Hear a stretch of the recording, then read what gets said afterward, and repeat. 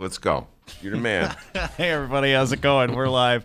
Sorry about that delay there. We're having some issues, but no issues now. Check it out. Video. Bam! There you go, live streamers. All right, the Ben Joravsky Show for your Wednesday, May 8th is moments away. But before we get into the show, we would like to thank the following unions for bringing back the Ben Joravsky Show. First up, the International Association of Machinists and Aerospace Workers, Local 126 and District 8, the International Brotherhood of Electrical Workers, Local 9, and the International Union of Operating Engineers, Local 150. Thank you once again to those unions for jumping on board and bringing back the Ben Joravsky Show. And, of course, today's program is brought to you by our good friends at the Chicago Federation of Labor. The Ben Joravsky Show starts now.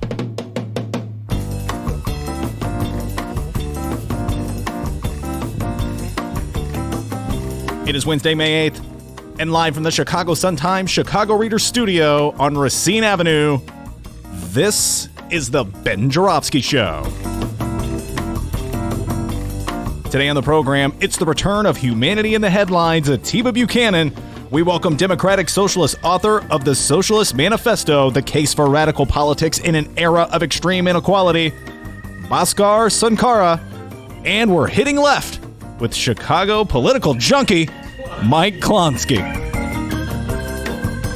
And now your host, also a Chicago political junkie, Chicago Reader columnist Ben Joravsky. Hello, everybody. Ben Joravsky here. We're calling this Ripped Off Wednesday, folks. And here's why. So for the last few weeks or so, Mayor Rahm's been traveling from Roseland to Rogers Park, from one end of the city to the other, on his farewell tour, pounding himself on the back for having saved the city, allegedly, having saved the city from financial ruin. He says things like, I did it. I was right. I was brave. I'm courageous. Yay me. That's kind of my Donald Trump imitation, actually. Yeah. Well, how would Rahm say it? Way to go, me. I'm smart, you're not. Yeah, that's how he would. Dr. D does a great Mayor Rahm. Anyway, I swear at any time he's going to break into the song, The Greatest Love of All. The greatest love is Please, me. I love that song, by the way. You know, it's from a movie about Muhammad Ali. Did you know that? Oh, no, I couldn't tell what song it was. The greatest. Based on that singing. Whitney Houston, the greatest. Anyway, George Benson sang the song, the version in the Ali movie. Anyway, focus, Ben. Focus. Please. All right. Now, folks, I know you're too smart to fall for this baloney that Mayor Rahm is feeding you, but just in case you are feeling tempted to fall for that baloney, just in case, check out the story by France Bielman, today's bright one, Sun-Times. Home delivered. There it is. See that? That's called a newspaper. Millennials. Don't get me started on millennials today. I'm feeling very... You doing okay with your headphones? My headphones are kind of like moving around on me a little bit. Sort of like millennials and cell phones.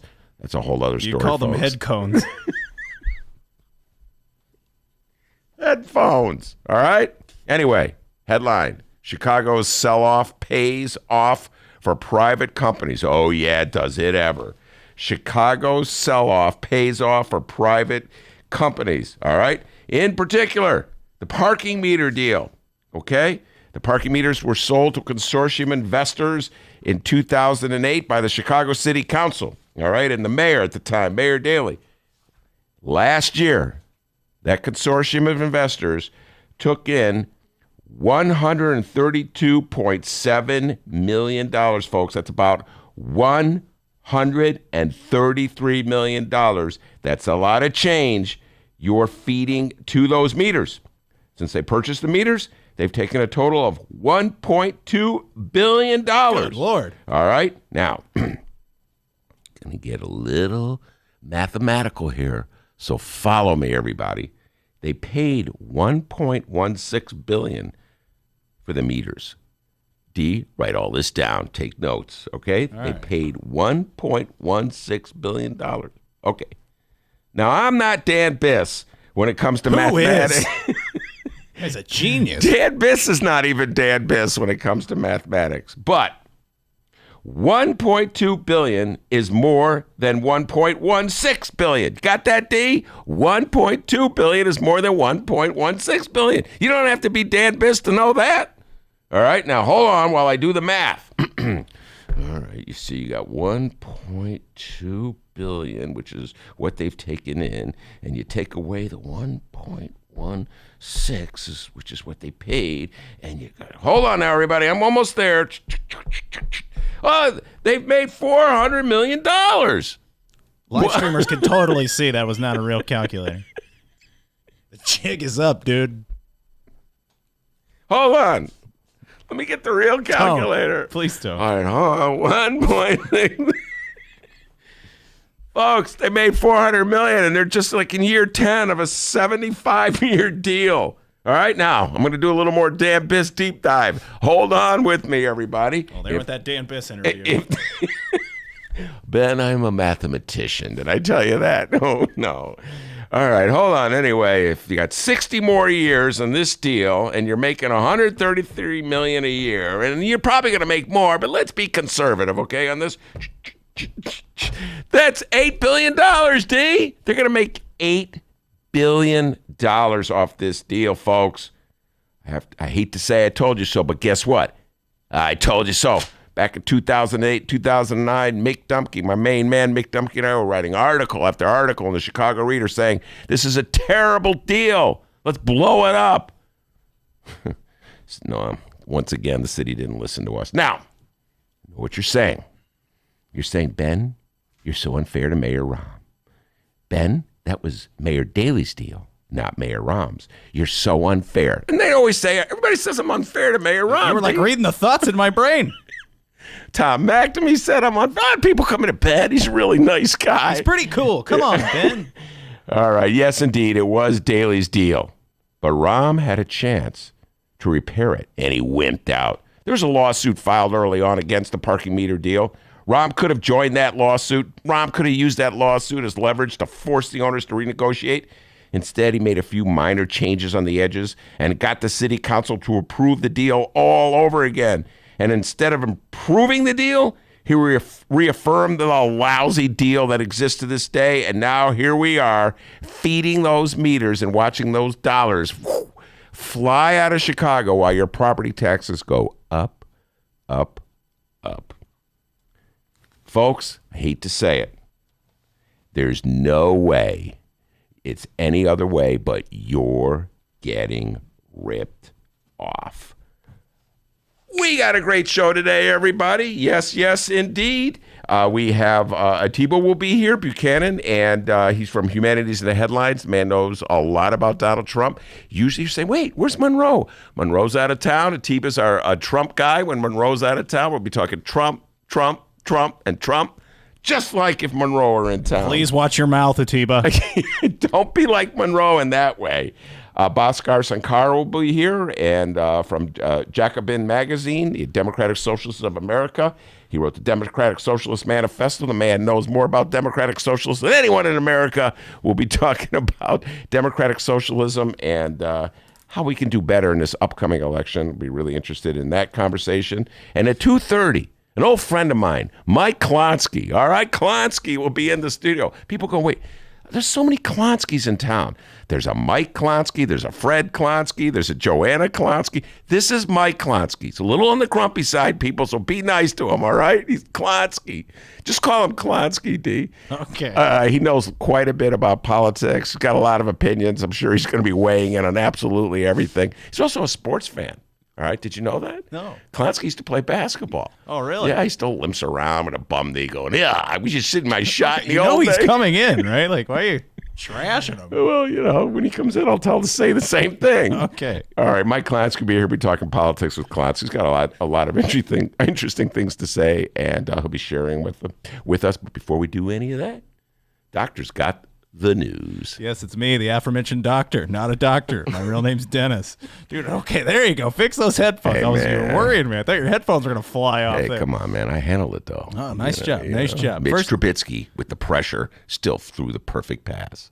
First things first, the national news. On Capitol Hill, a House committee is voting to hold the Attorney General, William Barr, in contempt of Congress after he failed to comply with a subpoena request for the full unredacted version of Special Counsel Robert Mueller's report on Russian interference in the U.S. presidential election. Democrats believe he is hiding something in that redacted report, and they believe he's protecting Trump. Oh, and Barr also failed to appear before the House Judiciary Committee last week, which in turn brought us some very clever chicken jokes on the program. I have a few quotes from today's voting. These quotes kind of provide you with some insight on how this is going down today. Right now, they're on recess. All right? They're having a little lunch break. Having some chicken? Yeah, more than lunch. First up, it's House Judiciary Chairman Jerry Nadler. Nadler cast the effort as an attempt to uphold the legislative branch's oversight authority. Quote, the president has stated that his administration will oppose all subpoenas and, in fact, virtually all document requests are going unsatisfied. Witnesses are refusing to show up to hearings, he said in an opening statement. This is unprecedented. If allowed to go unchecked, this obstruction means the end of congressional oversight. Yeah, that's exactly what Jim Coogan, Ace Attorney Jim Coogan, was saying yesterday. This is a constitutional showdown, folks. It's coming up, whether you want to avoid it or not. I know many of my listeners of the leftist persuasion wish the Democrats hadn't even raised these issues. But the reality is this. We need to know what went down in 2016. I want to know what went down in 2016, if for no other reason than I'm a curious type and a lifelong reporter. But you cannot avoid a subpoena. So we'll see what happens. Ultimately, it'll come down to the Supremes, D. And if I had to put money in Vegas, I'd say Trump's boys will come through for him. Kavanaugh and Gorsuch, but we shall see. Well, it didn't take long for a response to Nadler. Here's White House press secretary and lover of math story problems. And so the fifth reporter, like the first four, now paid nothing. Okay. He got a 100% saving. All right. The sixth now paid $2 instead of $3, a 33% saving. The seventh now. Yes, Sarah Huckabee Sanders. I think Sarah Huckabee Sanders did the math on the parking meter deal and told us it was a good deal. Sanders responded to Nadler saying that President Trump will assert executive privilege over the Mueller report. Yeah. Here's the quote from Sarah Huckabee Sanders, quote, faced with Chairman Nadler's blatant abuse of power and the Attorney General's request, the president has no other option than to make a protective assertion of executive privilege, she said in a statement ahead of the House committee's vote to hold Barr in contempt of Congress. Yeah, executive privilege means he's asserting that he is bigger than the law, greater than Congress, more powerful than any congressional subpoena. He's basically becoming a tyrant right now. Come on, Troy. Where are my Republican friends who believe in democracy and open government and libertarian issues? Where are they? Oh, hold on, Dave. They are there? There they are, under the table. That's generally where you can find Republicans when you really need them. Under the table. Wait, Sarah Huckabee Sanders, what's Ninth that? now paid 14 instead of 18, which was a 22% saving. Okay, I'm lost. Wait, time out. That is an old bit from, what was she talking? Oh, it was the tax deal. Yeah. She was explaining how, now it's coming back to me. Sarah Huckabee Sanders, who's as good at math, just like Dan Biss, was explaining to reporters how a tax break for the wealthiest people in America was actually a tax break for the middle class. And it was a very interesting word problem that nobody understood where she was going with it. Great radio content, though, I'll tell you that. Doug Collins, a Republican of Georgia, called the move from Democrats today cynical, mean-spirited, and counterproductive. He said Democrats are only going after Barr in frustration that the Mueller report did not establish collusion between the Trump campaign and Russia. First of all, it did establish collusion. What do you think they were doing when they were meeting in New York? Hey, we got the goods. I mean, what do you think they were doing? But it did establish collusion. And just Trump says it didn't. What's Trump say, D? No collusion. Oh, right. No. Well, I thought you would do it in your Trump voice. But Trump always says no collusion. So sorry. No collusion. Yeah. What was the guy's name? Doug Collins? Yeah. Same name as the basketball player? I believe so. Huh. Or the coach. Anyway. That's what I was wondering. And finally, a quote from the man who went out of his way to bring an entire bucket of fried chicken to Barr's no-show testimony last week. Yes, the original king of chicken comedy himself, Tennessee Democratic Congressman Steve Cohen. Steve Cohen said, quote, if he weren't president, he'd be in prison with Michael Cohen. I agree 100% with Stevie Cohen. I don't know why Michael Cohen's in prison and Donald Trump is not. In fact, I think it was Cohen that said that yesterday when he went to prison. I can't understand why I'm going to prison and Trump's flying around on Air Force One. If he lied to Congress to cover up Trump's misdeeds, well, what about the misdeeds? Kind of selective who gets punished these days. By the way, D, the chicken joke goes back. Let me explain it. Steve Cohen, the Democrat from Tennessee, when Barr didn't show up to face the congressional hearing, only went to the Senate hearing. Why did he choose the Senate over Congress? Good question, everybody. You're really paying attention. The Senate's controlled by Republicans, so he knew there would be nothing but softballs coming his way. The Congress, the House of Representatives, is controlled by Democrats, and they were going to have their real geeky lawyer types, the Jim Coogan types, real sharp brainiacs, zeroing in on them. So he said, I'm not doing that. That's too scary. Hence, he was chicken. So Steve Cohen brought a bucket of chicken. Now, D, he brought Kentucky Fried Chicken. Yes. I do not believe they should have brought Popeyes. In my humble opinion, Popeyes is better than KFC. Bringing up fried chicken gate again, huh? In your opinion, which is better, KFC or Popeyes? We did this last week, you know. Oh, you haven't changed your mind? No, it's still KFC. Oh, man, he's wrong on that one. Oh, no. Bringing last week's material to this week. It's the Ben Joravsky Show. Who can remember from one week to another? And plus, just thinking of chicken makes my mouth water. And finally, as we were ending Tuesday's show, the New York Times released an interesting story about our president. Some tax return numbers were leaked. And according to the documents, Trump lost more than $1 billion in the decade between 1985 and 1994. The president has responded, and no, the nightmare is not over. It was on Twitter. Cue the ukulele. All right, here's Trump explaining all that lost money between 85 and 94. You would get it by building or even buying. You always wanted to show losses for tax purposes. Almost all real estate developers did, and often renegotiate with banks. It was sport. Additionally, the very old information put out is a highly inaccurate fake news hit job. All right, let's break it down, Donnie. Either it's fake news and inaccurate, or you were really wheeling and dealing like developers do. And I'm just quoting you. Hey, developers of Chicago, Donald Trump just accused you of cheating on your taxes. You were really wheeling and dealing to make sure that even though you were making money and living in the high life on your Trump Tower, you were paying nothing in taxes. So it's one or the other. Either the story is accurate and shows how brilliant you are at avoiding taxes, or the story is inaccurate and you're not that brilliant and you did pay taxes. Which one is it, Donald? So you're telling me Donald Trump's talking out of both sides of his mouth? Yes. Whoa. While eating chicken. Oh, my God. I got to go home.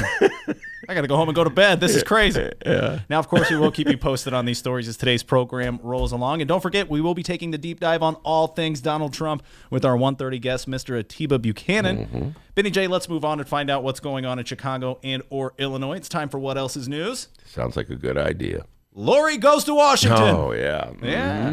Our Chicago mayor-elect Lori Lightfoot surprised us yesterday after reports came out that she is taking a 3-day trip to our nation's capital, Washington, D.C. Day one was yesterday. Some are calling this visit a relationship building tour. Now, if this were a mayor-elect of any other city, I would take that as the mayor-elect himself building a relationship with the top brass of the country. Makes sense. But based on our ongoing history with the 45th president, building a relationship tour means something completely different for the city of Chicago, does it not, Ben Joravsky? Yes, and what does she do? Raising money? What does this one mean? Well, she just went out there. Although he called to congratulate her on her runoff win in day one of her trip, Lori Lightfoot did not meet with President Trump. She did, however, meet with his daughter, Ivanka. And according to Lori Lightfoot, let's see here, Ivanka Trump reaches out of... Oh, wait, hold on a second. Oh, there we go. Hold on. According to Lori Lightfoot, Ivanka Trump reached out to Lori. She reached out to me after the election. It was very clear to me, both in my conversation with the president and my conversation with her, that they had been following the election quite closely. Yeah, this is diplomacy. So now she's the mayor of the city of Chicago, Lori Lightfoot. While she was running for office, she was trashing Trump left and right because people in the city of Chicago do not like Donald Trump. So now she is going to Washington. She's the mayor-elect. She has to be, diplomatic about things. So she's showing that Trump's not such a bad person, I guess. I suppose that the person in the White House that liberals can deal with without being embarrassed is Ivanka. Is that what the deal is, D? Like, she's the designated liberal dealer in the Mayor Rahm used to have that, by the way. Mayor Rahm, when he first came into office, had an aide whose job it was to deal with people of the liberal persuasion. You figure, well, a Democratic mayor of the city of Chicago would not need an aide to deal with people of the liberal persuasion because Chicago is a liberal Democratic city. Mayor Rahm, he comes at things from the right and loves corporate types and, executives a little more than he loves activists. Anyway, there was this aide. His name was David. His job was to deal with people like me. And then after a while, even he got annoyed with me and stopped calling me. But I have a feeling that Ivanka plays a role similar in the Trump White House to what David did for Rahm, and that is deal with liberals. The meeting with Ivanka Trump was described as productive and positive. And without offering any details, Lightfoot tweeted that the two discussed a wide variety of topics. Ben, I couldn't think of a better time to speculate. So let's do it. What do you think Lori Lightfoot and Ivanka discussed? Well, I know what they say they discussed. I think there was probably about 15 minutes of, oh, you're wonderful, and I love you, and you're beautiful too, and geez, let's all get along together, and if I need anything, can I call you? I think that's what went down. By the way, can I just say one thing, D? A little tangent here. I want to say this. I want to give a shout out to Lynn Sweet, Chicago Sun-Times. Lynn Sweet, longtime writer, columnist, covering Washington, D.C. for my beloved bright one, the Chicago Sun-Times. She had a very funny line in her column today, or article today, but I got a feeling she's been influenced by a certain Dr. D. Oh, yeah. Okay, let me read to you this line. So here's what she said. Here's what Lynn Sweet says. Lori Lightfoot is starting off in Washington as a blank slate, eager to forge relations, start a new chapter, etc. She's a sharp contrast to departing Mayor Rahm Emanuel, who, as an ex-congressman and White House chief of staff to former President Barack Obama, knew everybody, and he sort of let you know everything. He knew everybody and everything. What's that you always say about Mayor Rahm, D? Oh, man, it's something that we should all know about Mayor Rahm. He's smart. You're not. Okay, there you go. Lynn Sweet, you are, with realizing or not realizing, you are echoing the great thoughts of our very own Dr. D. And maybe the only one you want to echo. Not a lot of productive thoughts coming out of this brain. All right. Day one of Lori Lightfoot's D.C. visit also included a meeting with Ben's favorite. Now, you listeners and viewers can't see this, but he actually hung up a poster of her on the wall over here. You guys can't see it. I'm sorry, you can't, but it's hanging up right there on the wall. Yeah, that's right. Nancy Pelosi, the House Speaker. Guys, Ben loves Nancy Pelosi. I do like Nancy Pelosi. We'll see what Atiba Buchanan thinks about Nancy Pelosi. He'll be on real soon, but I'm wondering what he's going to say about Nancy Pelosi. Atiba, he's here. Just a heads up. He loves her, all right? So be ready for that. Lightfoot and Pelosi discussed how Washington could help out Chicago. Of course, I asked all of them about the possibility for an infrastructure bill, and discussions are ongoing, but I expressed the great need that we have in Chicago, particularly around mass transit and making sure that we are getting funds that we need to rebuild our roads and bridges as well. All right. Yeah, she's looking for some money, some infrastructure money. Let's bring it in. I know the first thing they're probably going to do is bring in that money for, what was that thing, One Central? Remember we were talking about that development deal in the near south side of Chicago? So there's going to be a lot of competition for the transportation money they do bring in. One thing that Democrats and Republicans are supposed to agree on is infrastructure funding. Everybody's supposed to be in favor of repairing roads, building bridges, etc. You would think they could get along in that one, but not a lot of improvement on that front. Even though Donald Trump claims to be for an infrastructure fund. And finally, even though it's probably because they can't stand the mayor we have now and are genuinely giddy about the fact he'll be leaving soon, but according to Lori Lightfoot, the bigwigs in D.C. are big fans of her. There's a tremendous amount of enthusiasm about this new change and opportunity in Chicago. And I think a lot of people want to help me personally, but also the city be successful.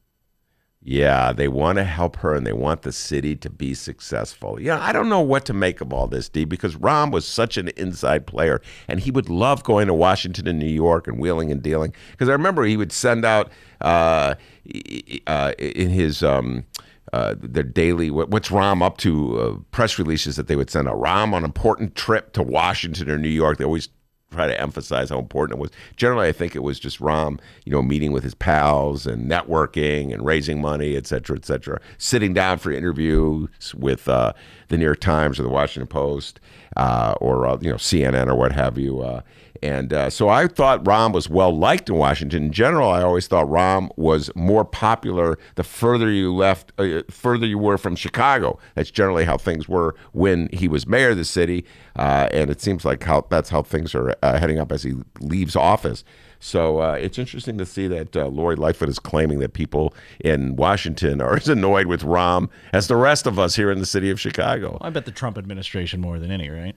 Well, Rahm and the Trumps have an interesting relationship. Rahm's brother Ari was Trump's agent. Was he still his agent? Do you know? Do you know if Ari? You don't know. Ari Emanuel, big time, caught a Tebow off guard there. Yeah, please don't do that. Rahm. In fact, when Donald Trump was meeting, it was in the interim before he was sworn in. He was meeting with officials at Trump Tower in New York. Ari Emanuel went in for a meeting with him. So there's a little I think he said he was the king of Hollywood or something like that. So there's some love between Trump and Ari. And don't forget, D, you should know this better than anyone else. When we're on that train and we're going home together and the train turns around the track at Wacker Drive, and what do we see looming in the background? Big Trump Tower with that big Trump sign splashed on it. That's a gift from Rahm Emanuel in the city of Chicago. They let Trump put that ugly sign up there. So there's probably a lot of love between Trump and Rahm. It's just that at the moment, it's convenient for both of them to have a feud. Not unlike the feud that existed, if you recall, between one Rahm Emanuel and one Governor Bruce Rauner. Remember that feud? Oh, yeah, they were old business partners, and they claimed to have a feud, and it was politically advantageous for both of them. But in the end, I think Rahm and Rauner will make up and go back to making money together. Today, Mayor-elect Lightfoot is meeting with the Department of Transportation as well as the Black Caucus. So, Ben Joravsky, your overall thoughts here. And the big question, will this D.C. visit benefit the city of Chicago whatsoever? It may bring in, it helps to it may bring in some money. When you get to will it benefit the city of Chicago, I think it will bring in money. The question is, how will the city of Chicago spend the money they get from Washington? Will they waste it on frivolous things like, what is that? The overpass at Belmont. That's just for Ken Davis. I just throw that out for him. Or will they, important CTA expansion plans like expanding the Red Line to the far south side of Chicago, through the south side of Chicago to the city's southern border. So it all depends on how the city spends the money it gets. But I do believe by going to Washington and making the rounds, Lori Lightfoot can help bring money in for the city. But by the way, one little point that Lynn Sweet brought out, I don't know if you saw this, D. Lori Lightfoot announced that she would not be getting involved in the 2020 primary in the 3rd Congressional District. That's where incumbent Democrat Dan Lipinski is being challenged once again by Marie Newman. Marie Newman is pro-choice, and Dan Lipinski is vehemently anti-choice. I believe he may be, Tebow can probably help me out on this, the only Democrat in Congress who is anti-choice, or one of the only, definitely. And so by not getting involved in that primary, Lori Lightfoot is saying, you know what? I may have been a candidate running as a liberal on social issues, but now that I'm mayor of the city of Chicago, I am not getting involved in Democratic primaries. I'm not making enemies. I want to cultivate a relationship with Lipinski just in case he wins. So she's being that's called mayoral, D, as opposed to political. So there you are, a little review of day one of Lori Lightfoot's 3-day trip to Washington, D.C. We went to the Facebook page to ask all of you maybe some advice for Lori in going to D.C. Several of you have weighed in here. Let's see if we can read some of your comments here. So the question posted, Mayor-elect Lightfoot is at the White House for a 3-day trip to D.C. Is there any advice you can give to Lori? How about Lewis? Lewis weighed in and says here, stay away from the red plague over there and get back to Chicago where she is respected and admired. Lewis weighed in and said, don't meet those thrives. Monica weighed in, said, tell him to resign. Impeachment is waiting in the wings. Let's see here. We got Vince here. Vince weighed in and gave some advice to Lori. Vince says, stay away from the subpoenas. Patrick, our good friend Pat Rod, who's always on the live stream chat. You're the man, Pat Rod. He weighed in as well. He says, aim for the balls. Okay, what are you putting there? All right, we got Ken here. He says, the guy behind her strikes the pose. There's the picture of her there on the Facebook page. There's a feller standing behind her. Says the guy behind her strikes a pose that says he is both important and official. The game playing in the Beltway is systematic, like certain diseases. All right. Let's see here. And Pops says, don't drink the Kool-Aid. We'll be reading your comments throughout today's show. Advice for Lori Lightfoot. Head over to the Ben Joravsky Show Facebook page and leave us your comments at Benny J Show, BENNY, the letter J, Show on both Facebook and Twitter. And there you are. Just like that. You're now in the know of what's going on in Chicago and or Illinois. Wait, Ben handed me a note. What's this say? I heart Pelosi. Okay, we get it. You love Nancy Pelosi. Good Lord. Now you'll have an answer the next time someone asks you, hey, what else is news? Let me tell you something. What? Something that Lori Lightfoot, Lori Metcalf, and Lori Johnson, a kid I went to grammar school with, all agree. You did a great job. Give yourself a raise. Take it out of petty cash. Atiba Buchanan is sitting here. He's ready to talk Trump, Trump, Trump, Trump. We'll do that when we return. Read the Chicago Reader to get up to speed on what's what in Chicago. Culture, food, arts and entertainment, weekly concert listings, weekly event listings, the environment, travel. I can continue, but you get the point. And for all of you Chicago political junkies, raw weekly columns on real city politics from Maya Dukmasova and our very own Ben Joravsky. The Chicago Reader, free to the public in newsstands throughout the city and online at chicagoreader.com. Read it now and be a more informed Chicagoan. Did you know that 40% of the people in Illinois opt to be cremated? Well, it's true. And Chicagoland Cremation Options honors their wishes by providing cremation services directly to the general public. Chicagoland Cremation Options provides an affordable, ethical, and easy cremation arrangement, whether in person or online. Save thousands and streamline the process by going directly to Chicagoland Cremation Options. It's a family-owned business operated by my good friend Douglas Klein. Here's how you reach them. ChicagolandCremationOptions.com. One more time. ChicagolandCremationOptions.com. It's Chicagoland's adult entertainment playground. It's the world-famous Admiral Theater, 3940 West Lawrence Avenue. The Admiral is homegrown from Chicago, and it's the most conveniently located club in all of the city. 15 minutes from the O'Hare Airport in downtown Chicago Loop. Voted Chicago's best strip club, the Admiral has showgirls galore and a variety of adult entertainment shows. The world-famous Admiral Theater, open every day from 7 p.m. to 6 a.m., 3940 West Lawrence Avenue. For events, showtime, and other information, visit AdmiralX.com. Must be 18 years of age or older to enter.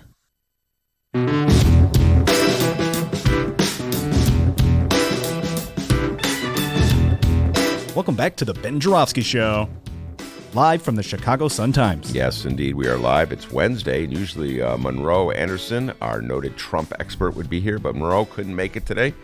So Atiba Buchanan is sitting in for him, and Atiba was our guest last week with Monroe. It was quite a combination. The two of them know more about Trump than anyone in America. Atiba Buchanan is the co-host of a podcast, Humanity in the Headlines. Atiba, welcome back. Hey, thank you so much for having me. And I these are just like some awfully big shoes to try and fill today, so I'm going to do my best. You'll do your best. No, Monroe is, he knows a lot about Trump, and he's very opinionated. He's not afraid to swear like a sailor. Oh, but my God, what a dirty sailor that guy He does is. not mince words, and I appreciate that about him. All right, let's start with the big news in Trump land. The front page of the New York Times, I'm holding this up for our viewers to see, says it all. Trump tax figures show a decade of huge losses. Core businesses absorbed over $1 billion in red ink from 1985 through 1994. The story about Donald Trump and his taxes, Atiba, does not seem to be going away. Yeah, absolutely. First of all, that's excellent reporting. They were able to get not tax returns from those years, but tax summaries. What does that mean? Well, it's a summary that the IRS puts out, but not publicly. Actually, they were able to get that through a source at the IRS, but they obviously wouldn't reveal the source. But it is a summary of what happened with the taxes as far as the losses that were claimed, any taxes that were paid versus any refunds that may have been given. So it's a summary that they were able to get for those years, not the actual returns. But the summaries are, as you can see, very informative. All right, before we take a deep dive on what the summaries say, let me ask you this. They received this they got this from somebody at the IRS, some Right. source. Do you think Trump will do a counterattack? You know, he always talks right now about investigating the investigators in terms of the Russian investigation. Do you think that he'll go after the source? Do you think he would do that? Of course he would. He has absolutely no respect for the rule of law. He has no respect for the First Amendment, and he has no respect for a free press, which is part of our great democracy. So I wouldn't put anything past him, especially when it comes to revealing information that he doesn't want out in the public sphere, especially information that's obviously embarrassing to him. I think there was a quote in the article that said something like he had lost more money than any individual in that year. He had lost the most money by far. So it wasn't even close. He's averaging over $100 million a year in losses in that decade. So again, that information being embarrassing, I wouldn't be surprised if he tried to sick Barr or whoever on him. And what was the reasons given for the losses? Was it just incompetence, or is it strategic? Well, according to his Twitter feed, losses were just the in thing in the 80s. Hey, everybody was getting losses back then. That's how do you think he became a millionaire? By getting losses. Yeah. No, what he does is he tries to spend everything to his advantage. So when you look at his casinos going under, again, it wasn't so much that they were failing. He said that the slots were just too hot. No one had ever seen payouts that fast, so he couldn't admit that he had failed on the casinos. And same thing here. Instead of admitting that he had losses or that it was problematic, his position is, to this day, that the losses were something that everybody was doing. He's just one of many developers in New York at the time that was taking losses, although we know the exact polar opposite to be the truth. Now, here's the interesting thing is that the tweet that Dennis read a little earlier contradicted itself at the end from the beginning. And Dennis said, "Oh, you mean Donald Trump speaking out of two sides of his mouth?" At the start, he said all developers lose money. It's a sport. So he made it seem as though they're in the game to avoid paying taxes. They all do it, and they're proud of it. And then he said, in the next breath, the article is inaccurate and fake news. Fake news. Well, which one is it? Yeah. Yeah, and that's what he does. His spinning, especially when he's left to do it on his own, is just absolutely horrible. But the one thing I don't want to get lost in this is that when you look at Donald Trump and you look at now confirming that he is a horrible businessman, because a lot of his base voted for him because they equate him being rich with him being smart or him being effective. And now we find out that probably wasn't the case. He's losing millions, over $1 billion. And we have to now evaluate his standing with foreign policy when we look at that. Here's a president who supposedly is donating his salary because he's so rich. But we all know that he's making up for that in illegal ways because he, again, as I said last week, refuses to remove himself from his businesses, and he has tons of conflicts of interest, and he's making it up with these foreign powers. Just his hotel in D.C. alone. Where do all the foreign dignitaries go when they come to D.C.? Trump Hotel. He's still making money off that. During the election, he kept it a secret that he was trying to get a Trump Tower project in Moscow. He never planned on winning. So the winning to him was a surprise. His whole thing was, I'll lose the election, which is fine, but I'll make $100 million with this building in Russia. So again, when we look at this guy who's obviously horrible with money, multiple bankruptcies, you look at Trump University, payouts there, you look at everything that he's ever touched and how he's destroyed it. Now we have to look at what is his relationship with people like Saudi Arabia? What is really his relationship with Russia? And I think I think this article sheds a new light on that. What do you think some of the avenues of investigation the Democrats should follow as a result of these revelations? Well, they're already on it. So now they're trying to get the information from Deutsche Bank, right? And that's where they need to be going, because when we see this article come out, we understand now why U.S. banks stopped loaning him money. And if you can't get money in the U.S., where do you go? So now that begs the question. He begins to develop these relationships with these Russian oligarchs, and that now we know the root of where that came from, because we see here how he was unable to get money from U.S. banks because everything he touched went to pot. And the sad part is is that this is all money he inherited from his father. This isn't even money that he made on his that own. he made on his own. Yeah. It wasn't until The Apprentice that he actually began to have some semblance of getting on his feet, and he understood that instead of trying to build things, he could make money just by branding his name. Yeah. And that's the only success he's really had as a businessman. Well, speaking about branding his name, I wouldn't be surprised it goes into this direction. When I go back to that tweet, if he starts to think, it starts to press the point that this actually proves, follow me on this one, follow me on Trumpian logic, how brilliant he is, because he was able to avoid paying taxes. And so he would say to his followers, this shows you how smart I actually am. I figured out a way to avoid paying taxes. Yeah. I have a lot of problems with that on many different levels. As do I. Okay, not the least of which is we fund the collective good things we get out of government by paying taxes. Right. But do you think this country is so cynical and so jaded that they would reward a businessman like Donald Trump, who brags openly about manipulating the tax laws to dodge paying taxes? Only if we let him control the narrative, if we let him do the framing. If Democrats are able to, again, connect the dots to show why that behavior is problematic then and to now, then we will have a chance of a lot of independents fleeing from him. His base is going to be his base. It doesn't matter what he does. When he said he could shoot somebody in the middle of Fifth Avenue, that might have been the only true thing he's ever said. But independents will flee from him, and that's really how he won, because he got just enough independents to flip things over to his favor. But again, we cannot allow him to control the narrative. It can't be simply, hey, he was a bad businessman back then, because we all know that. The question is, with him being a bad businessman, with him being unable to get money from U.S. banks, how does that then shape his behavior as it pertains to Russia in particular? And now we have all these Russian contacts during his campaign, and we understand that was about money. Yeah, no, that's why the pursuit of that investigation of the Russian connection is so important. I'll tell you this right now, Atiba.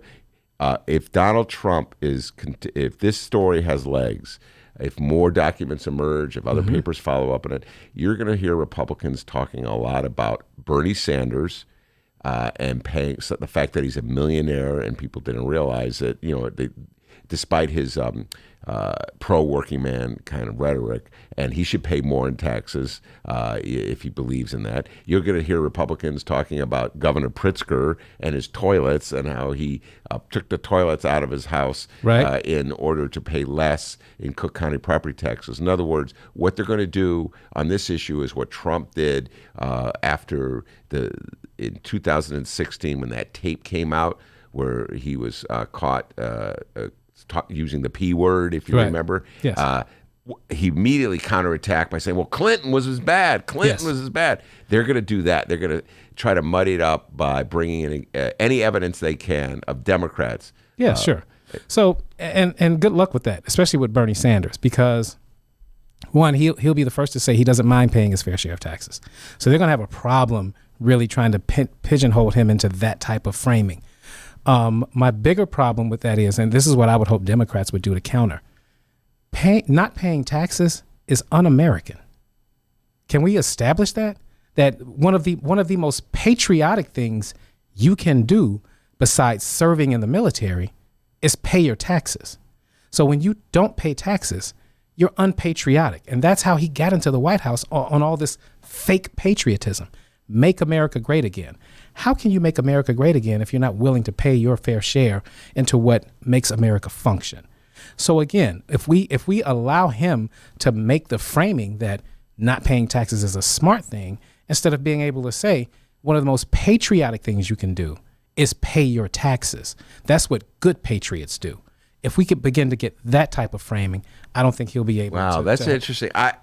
Is that a winning concept to go out there? Because I hear you what you're saying. I spend so much of my time championing a fair tax, a progressive tax, making taxation fall on the people who can afford to pay it the most, et cetera. Right. I think that is just common sense, et cetera. But there's just such an anti-tax for people hate paying taxes so much. Do you think you could actually promote the ideal of contributing to society? Absolutely. And when, in particular, in attacking Donald Trump, you can tie several other things to it. Because every time he's had an opportunity to do something patriotic or American or help Americans, he's not done so for the benefit of his own pocket. Trump ties. This is not a Trump tie. We all find out. Thank you very much. We all found out during the campaign, Trump ties aren't made in America. Yeah. Wouldn't it be great if Americans got paid for all of this stuff? Most of Ivanka's products are not, the vast majority. I don't know if she has anything made in America. Yeah. Made in America hats, Make America Great Again hats were initially not made in America. The very hats that said it. So it was only after intense public scrutiny that they began to make the hats in America. So when you can tie everything that he does personally with, again, he doesn't pay taxes. He doesn't build anything that he does build. He doesn't do it in America. And then when he does use American labor, look how many businesses he's shorted, how many people he's put out of business. Yeah. Look at Trump University. That's what he does to Americans. And forgive me if I'm wrong, but I don't think I am. Wasn't it just proven that he had illegal immigration at Mar-a-Lago? Mar-a-Lago, yeah. He had undocumented workers at Mar-a-Lago. Again, if you begin to tie all those things together, then it begins to. I'll take it one step further, and leaving the realm of business and just talking in general about how he views himself in relation to the larger society. When he was a very young man, a tall, strong young man, he could have served in the military in Vietnam. Right. And I can't remember, was it toe? What hurt? It's Heels. Like a little toey? Was it his toey that hurt? Bone spurs. Oh, but I'm sorry, Donald Trump. I thought it was your little toe, but it was the bone spur that kept you from being in. But there you go. He ducked out. 5 deferments. He ducked out, so somebody else had to do it. You don't pay your taxes, somebody else has to pay more. And that's what I'm saying. The man is genuinely un-American, and he does so, again, for the benefit solely of himself. Mm-hmm. And if you can begin to paint that picture, and it's very easy to paint, it's like having colors and numbers, like the paint by numbers. All you have to do is show the American people, this guy is un-American, and he's playing you for a sucker. Here you are paying your taxes like a fool. Mm-hmm. No. Everybody needs to pay their fair share, and that's the narrative that needs to be out there, and that's why this article is so important.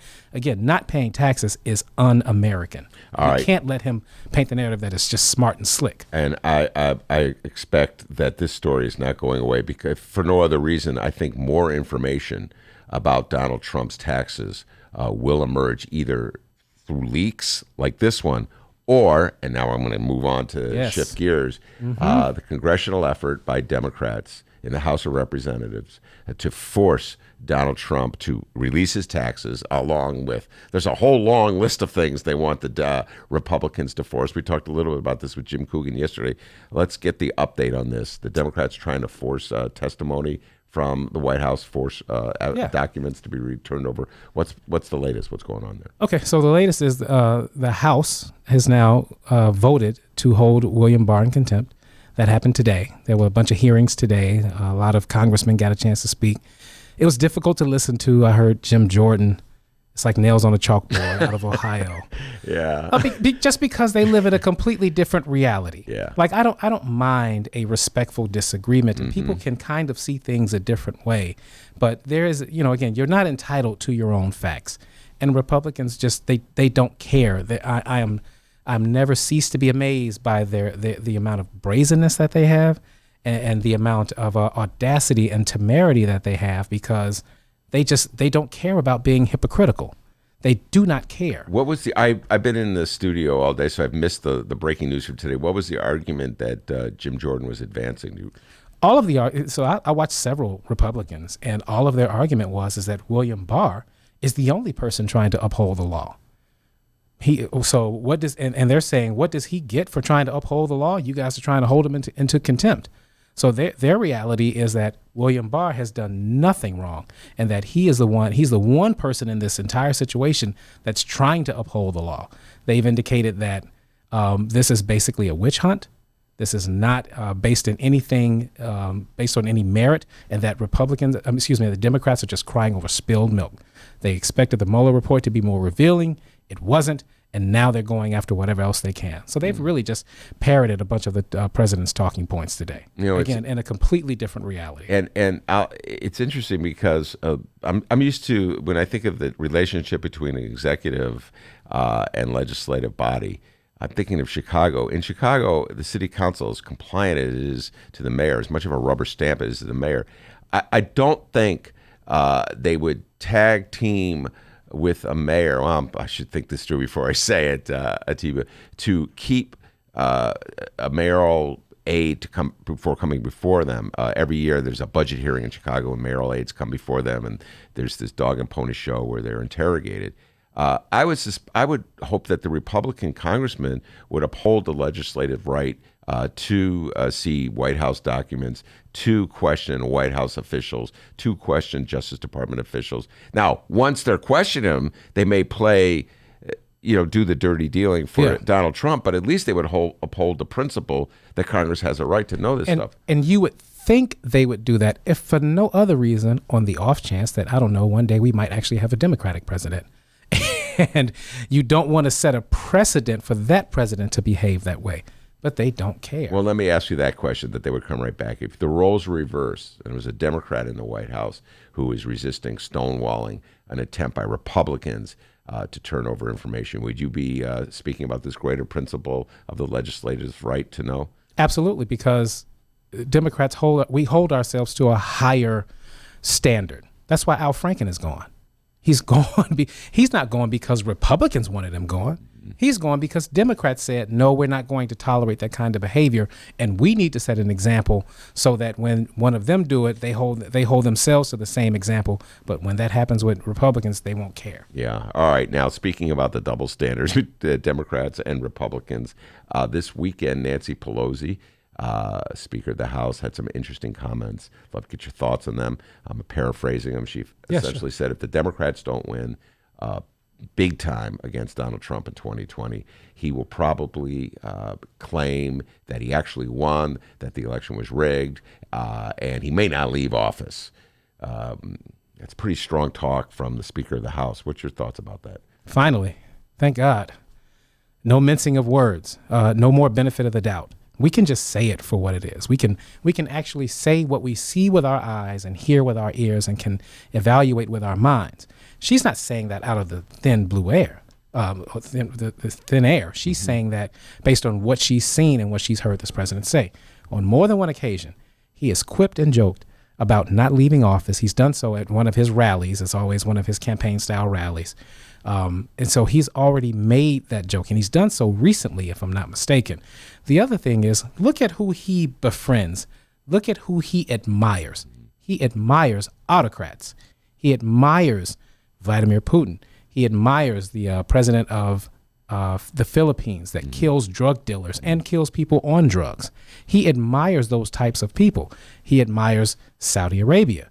He admires autocrats, people that are one-man control, one-man shop. Why does he do that? Because that's what he wants to be himself. He's broken every rule that you can imagine breaking because he doesn't care about the rule of law. He doesn't care about co-equal branches of government. Why would he spend so much time trying to foster an autocratic system here just to now, when he loses, to actually follow that one rule? I don't think so. Yeah. That's not going to be the one rule that he follows.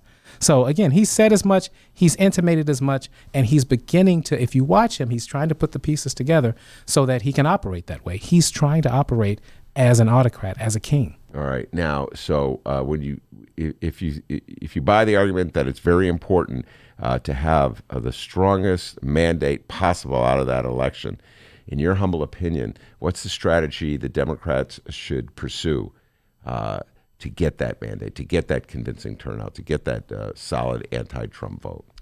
First of all, that's an excellent question. And as I think about it, there are several things. They've already proven, one, in the midterms, that health care is a great topic for them to run on, because you have to look at it. You have a very fair question, just like they asked Obama. When Trump came into the office, he had the White House, he had the Senate, and he had the House of Representatives. And he still couldn't pass a health care bill. And he had that for 2 years. Not only did he not pass a health care bill, they really never even raised one. They really never even had a bill to present in earnest. And to this day, now 3 years after his election, Republicans still don't have a viable alternative. So we have to run on health care because people's lives are at stake. People are dying because they can't get an EpiPen, because they can't get insulin shots, and we have to be able to bring those situations home. The other thing we have to do is we have to reframe what it means to be American. And I think letting Republicans, Republicans don't have a monopoly on patriotism. They don't have a monopoly on loving this country, and they don't have a monopoly on loving the rule of law. As a matter of fact, they're all anti those things. And we need to make sure that we are able to frame what it means to be an American, what it means to care about your fellow American, and make sure that there's money in every American's pocket, and every American can see their child go to school, take a vacation, and not work themselves to death by the age of 50. Get a little more specific about policy on that last one, because that's an interesting way of putting it. What it means to be an American. Yeah, sure. So how would that apply to, let's say, health care or an infrastructure bill or anything, something concrete? The first thing we have to do is talk about raising the minimum wage. Seriously, because if I'm not mistaken, it's still $7.25 nationally, right? It's $8.25 in Illinois, but there's still, after all this time, has not been a significant national raise in the minimum wage. That is inexcusable. That's one of the first things we have to do. The other thing we've seen candidates talk about a living wage. That's a serious conversation. Elizabeth Warren has brilliantly laid out a plan to talk about canceling student debt. That hits home with millions upon millions of Americans, because no matter what, when you are going to school and you are underwater in student loan debt, that has nothing to do with illegal immigration. That has nothing to do with people crossing the border. That's an in-house problem that needs to be resolved in-house. And Americans need a reprieve, and they need a break. And Democrats need to be able to show that they can give that break in a way that is still dignified. This isn't about free stuff. We have to eliminate that free stuff argument. This is about helping the country improve so that, again, all ships rise with the tide. The free stuff argument, what do you mean by that? Well, that's a counter argument, but talk about that. Yeah, sure. So Republicans have had great success framing illegal immigration as people coming from Mexico to come here and get free stuff. And yeah, those taxes you pay, it's for their free stuff. And that has gotten a lot of traction, even though you can't get free stuff if you don't have a valid Social Security number. Even though it's really not true, it plays to people's sensibilities and it plays to their ability to their desire to want to feel superior and their desire to want to play the victim at the same time. And that's why that has a lot of traction. We have to get rid of that whole free stuff argument, because what was Obama supposedly? All they talked about was how much the debt had gone up, and they tried to link the national debt increasing to food stamps. He's the food stamp president. While the food budget is this much, and I'm, for the listeners, I'm holding up barely a pinky finger of the actual budget, and it has and when was the last time you heard a Republican say anything about the national debt since Trump has been president? No, my goodness, it's disappeared. That was completely right. disappeared. Remember when Obama was president? Yeah. All they talked about was how much we're leaving this on the backs of our grandchildren. Yeah. I haven't heard that argument. Yeah. The deficits are astronomical. I haven't heard that argument anymore. Republicans don't care about that kind of stuff as long as a Republican is in office. We have to remind people that when Democrats are in office, Bill Clinton, again, left that office with a surplus.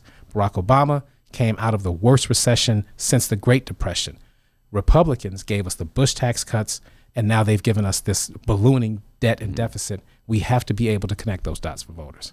And this is a conversation, T-Body, I know you and I are going to be having as this campaign unfolds.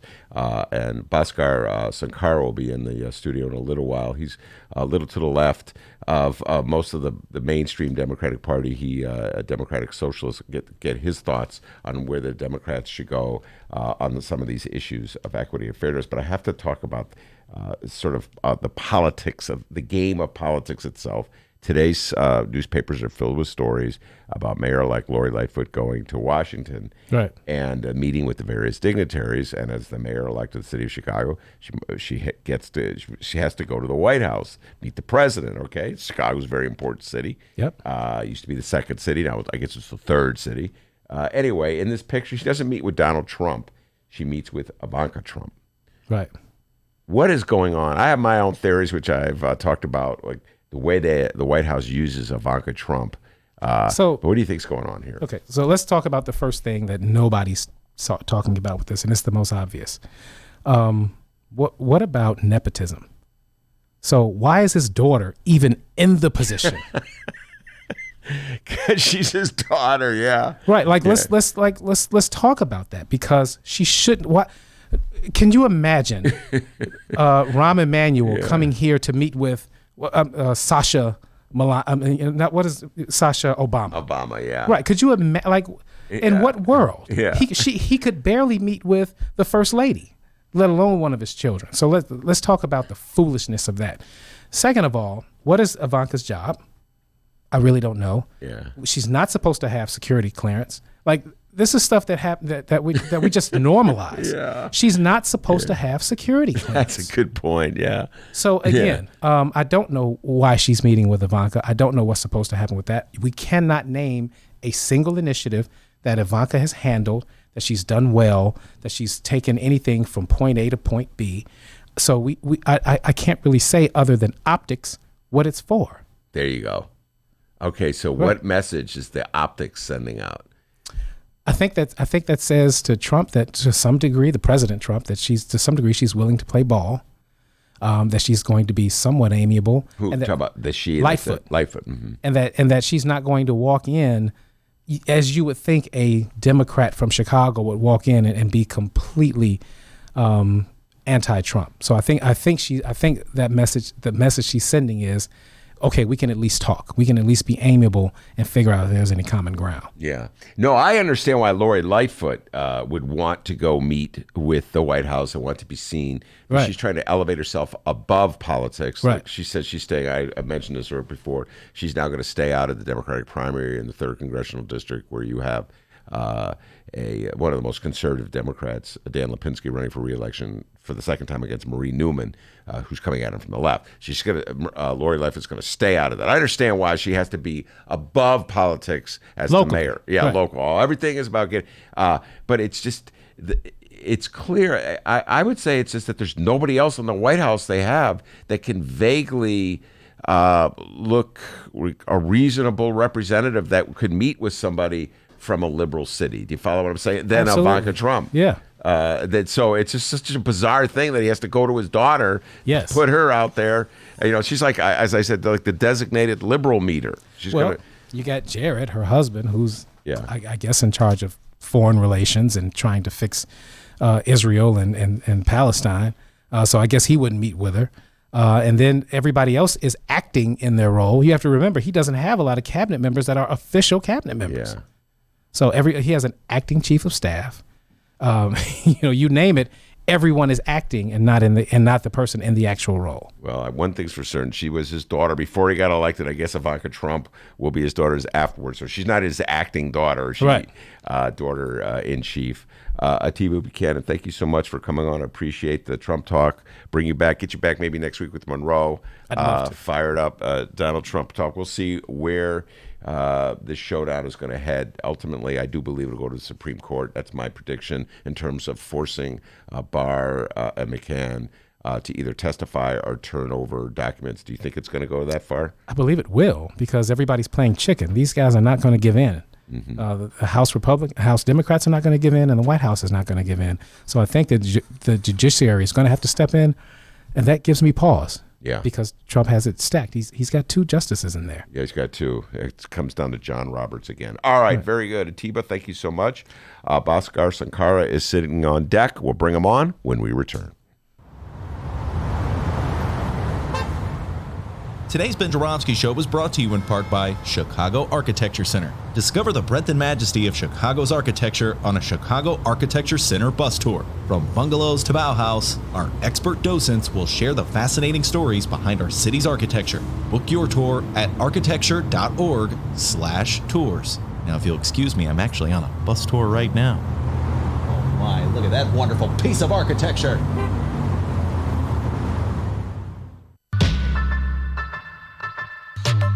Last week on The Fran Spielman Show. Hi, everybody. I'm Fran Spielman, and with me is Alderman Scott Wagisback.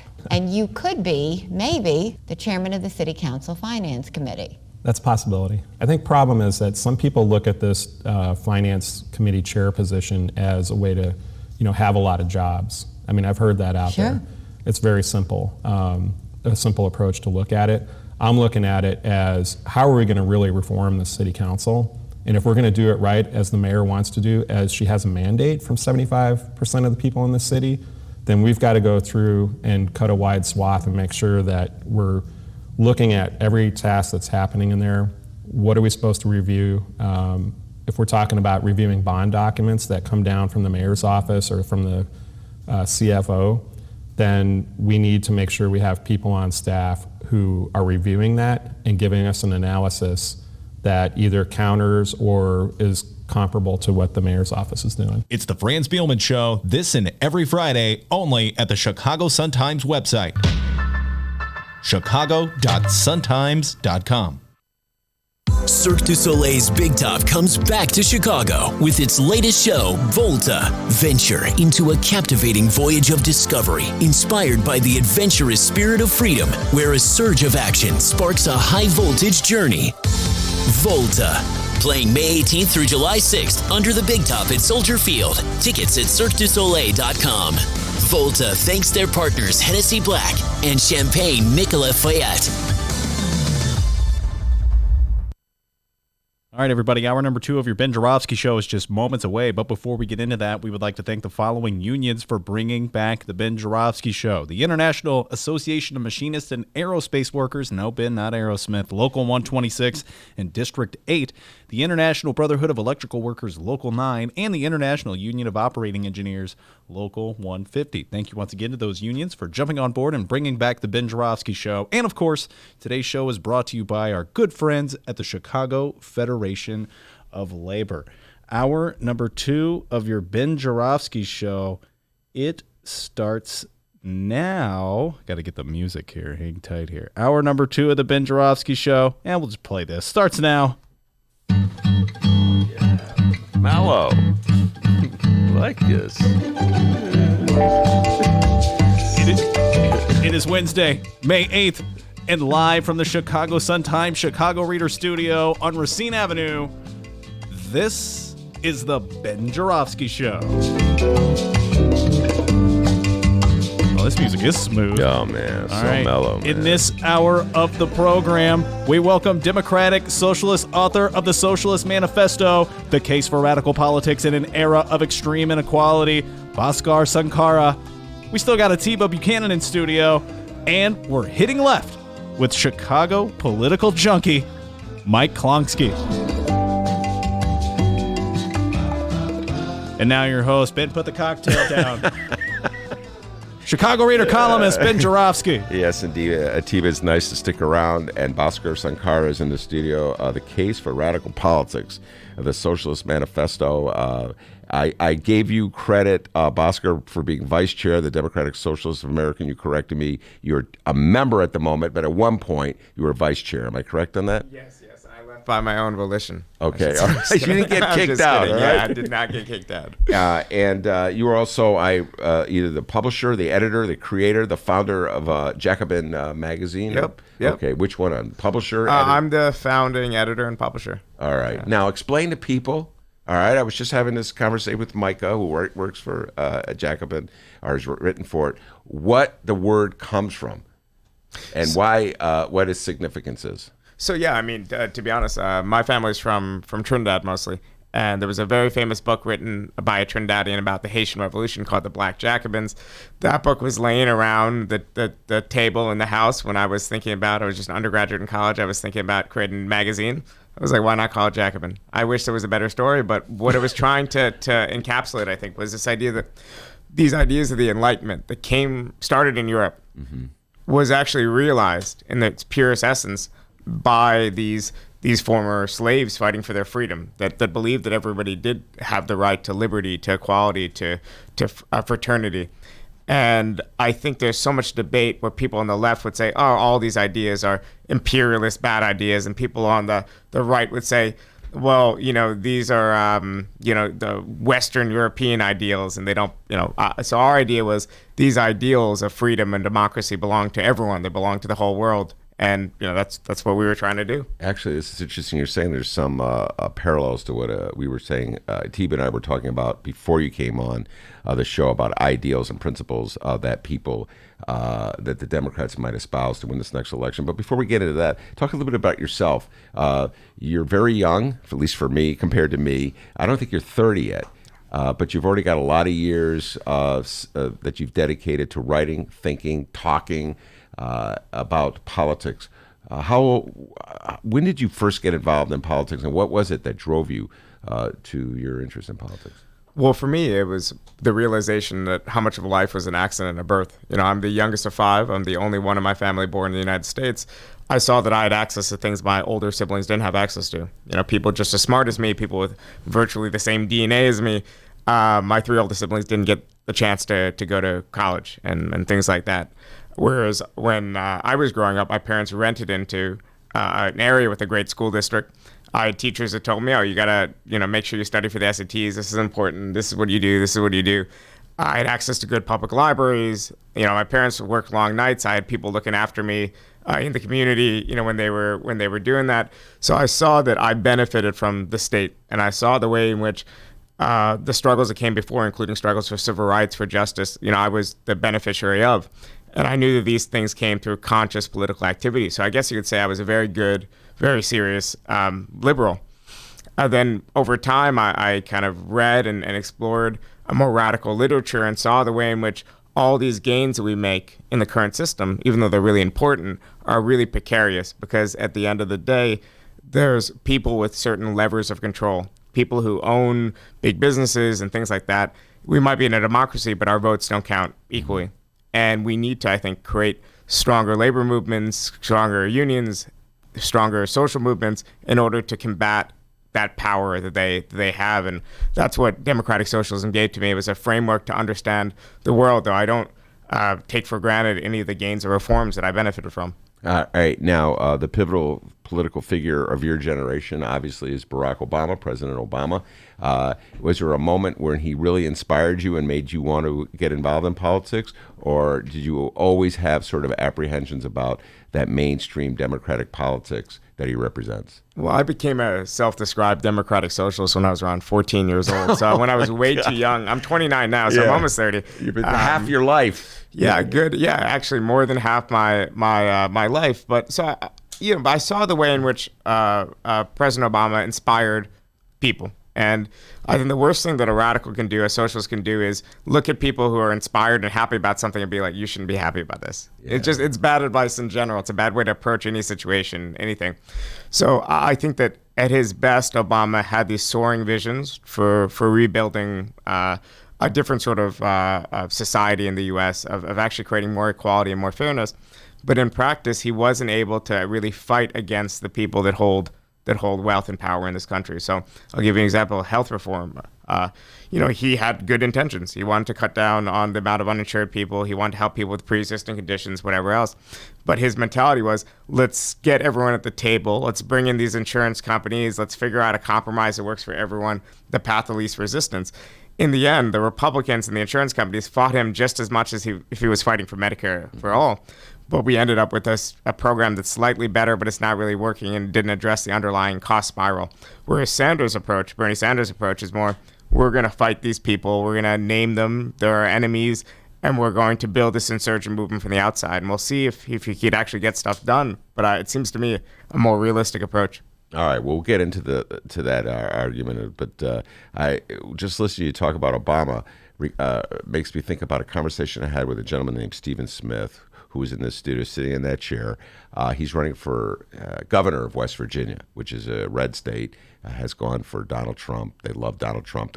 The man he'll be running against is a Democrat who flipped to become a Republican and is an ally of Trump. And something Stephen Smith told me is that he thinks a mistake that the Democrats have made, and many of the leading politicians, the Democratic Party, is that they're trying to promote like this politics of personality, this politics of celebrity, almost like this cult of celebrity, and that he is more into building a movement, and that he would be the beneficiary of that movement by getting elected. To me, Obama really does represent like the celebration of personality, celebration of celebrity. What's your thoughts about all that? Yeah, I think we definitely need leaders that we recognize, that we respect, and that seem honest. So I think you do need some degree of celebrity in that. But so much of Obama seemed to rely on, as he's described himself, people saw him as a blank canvas. They wanted to project whatever they wanted to project onto him. So people left of center thought, all right, this is a person who's a secret radical who really wants to push these things in. People right of center were also saying he's a secret radical, but in a bad way. They were talking about his long walks on the beach with, Bill Ayers and whatever else in his days in Chicago in the 90s. So I think we need big figures. We need people who could really galvanize and inspire people. So I think we need a certain type of celebrity, but one that is rooted in movement. So I think AOC, Bernie, it's good that these people are prominent. I know a lot of people that were not engaged with politics, but do follow AOC on Instagram and like do get information and are now thinking about things like climate change for the first time in a serious way through that kind of engagement. Then of course there's a celebrity that's around Trump, which is a very negative, caustic thing, and he's riling up people for the wrong reasons. So I think it's kind of how you use your platforms, not necessarily the platforms themselves. Do you think Democrats should engage Trump on his level? Like, he taunts, teases, gives nicknames, mocks, maligns, constantly is joking about their expense, and then claims credit. Like, for instance, he tagged Elizabeth Warren with the nickname of Pocahontas, and now he's taking credit. Like, I knocked her out. I hit her hard, and she hasn't recovered yet. How do you think Democrats should respond to those kind of tactics? Well, I think Democrats should just be themselves and to actually fight around a set of issues. And Trump doesn't really have a commanding coalition. He squeaked through the presidency without the popular vote. He's maintained the support of around 40% of the population. The kind of majority that we need to make change is going to be a lot bigger. So I think we need to be talking about people's stress and anxiety. I know so many people that are suffering from things like unemployment. The first thing they're told is, it's your fault, right? Mm-hmm. Or maybe you should get retrained and take a coding class. Maybe you should reformat your CV. So it's an individualization of failings. And I think what people need to hear is that it's not your fault. Many other people going through this, and there's political solutions to your problems. In fact, we can fight for something of a medical debt of debt forgiveness and Medicare for all. These are things that are possible, that are within reach.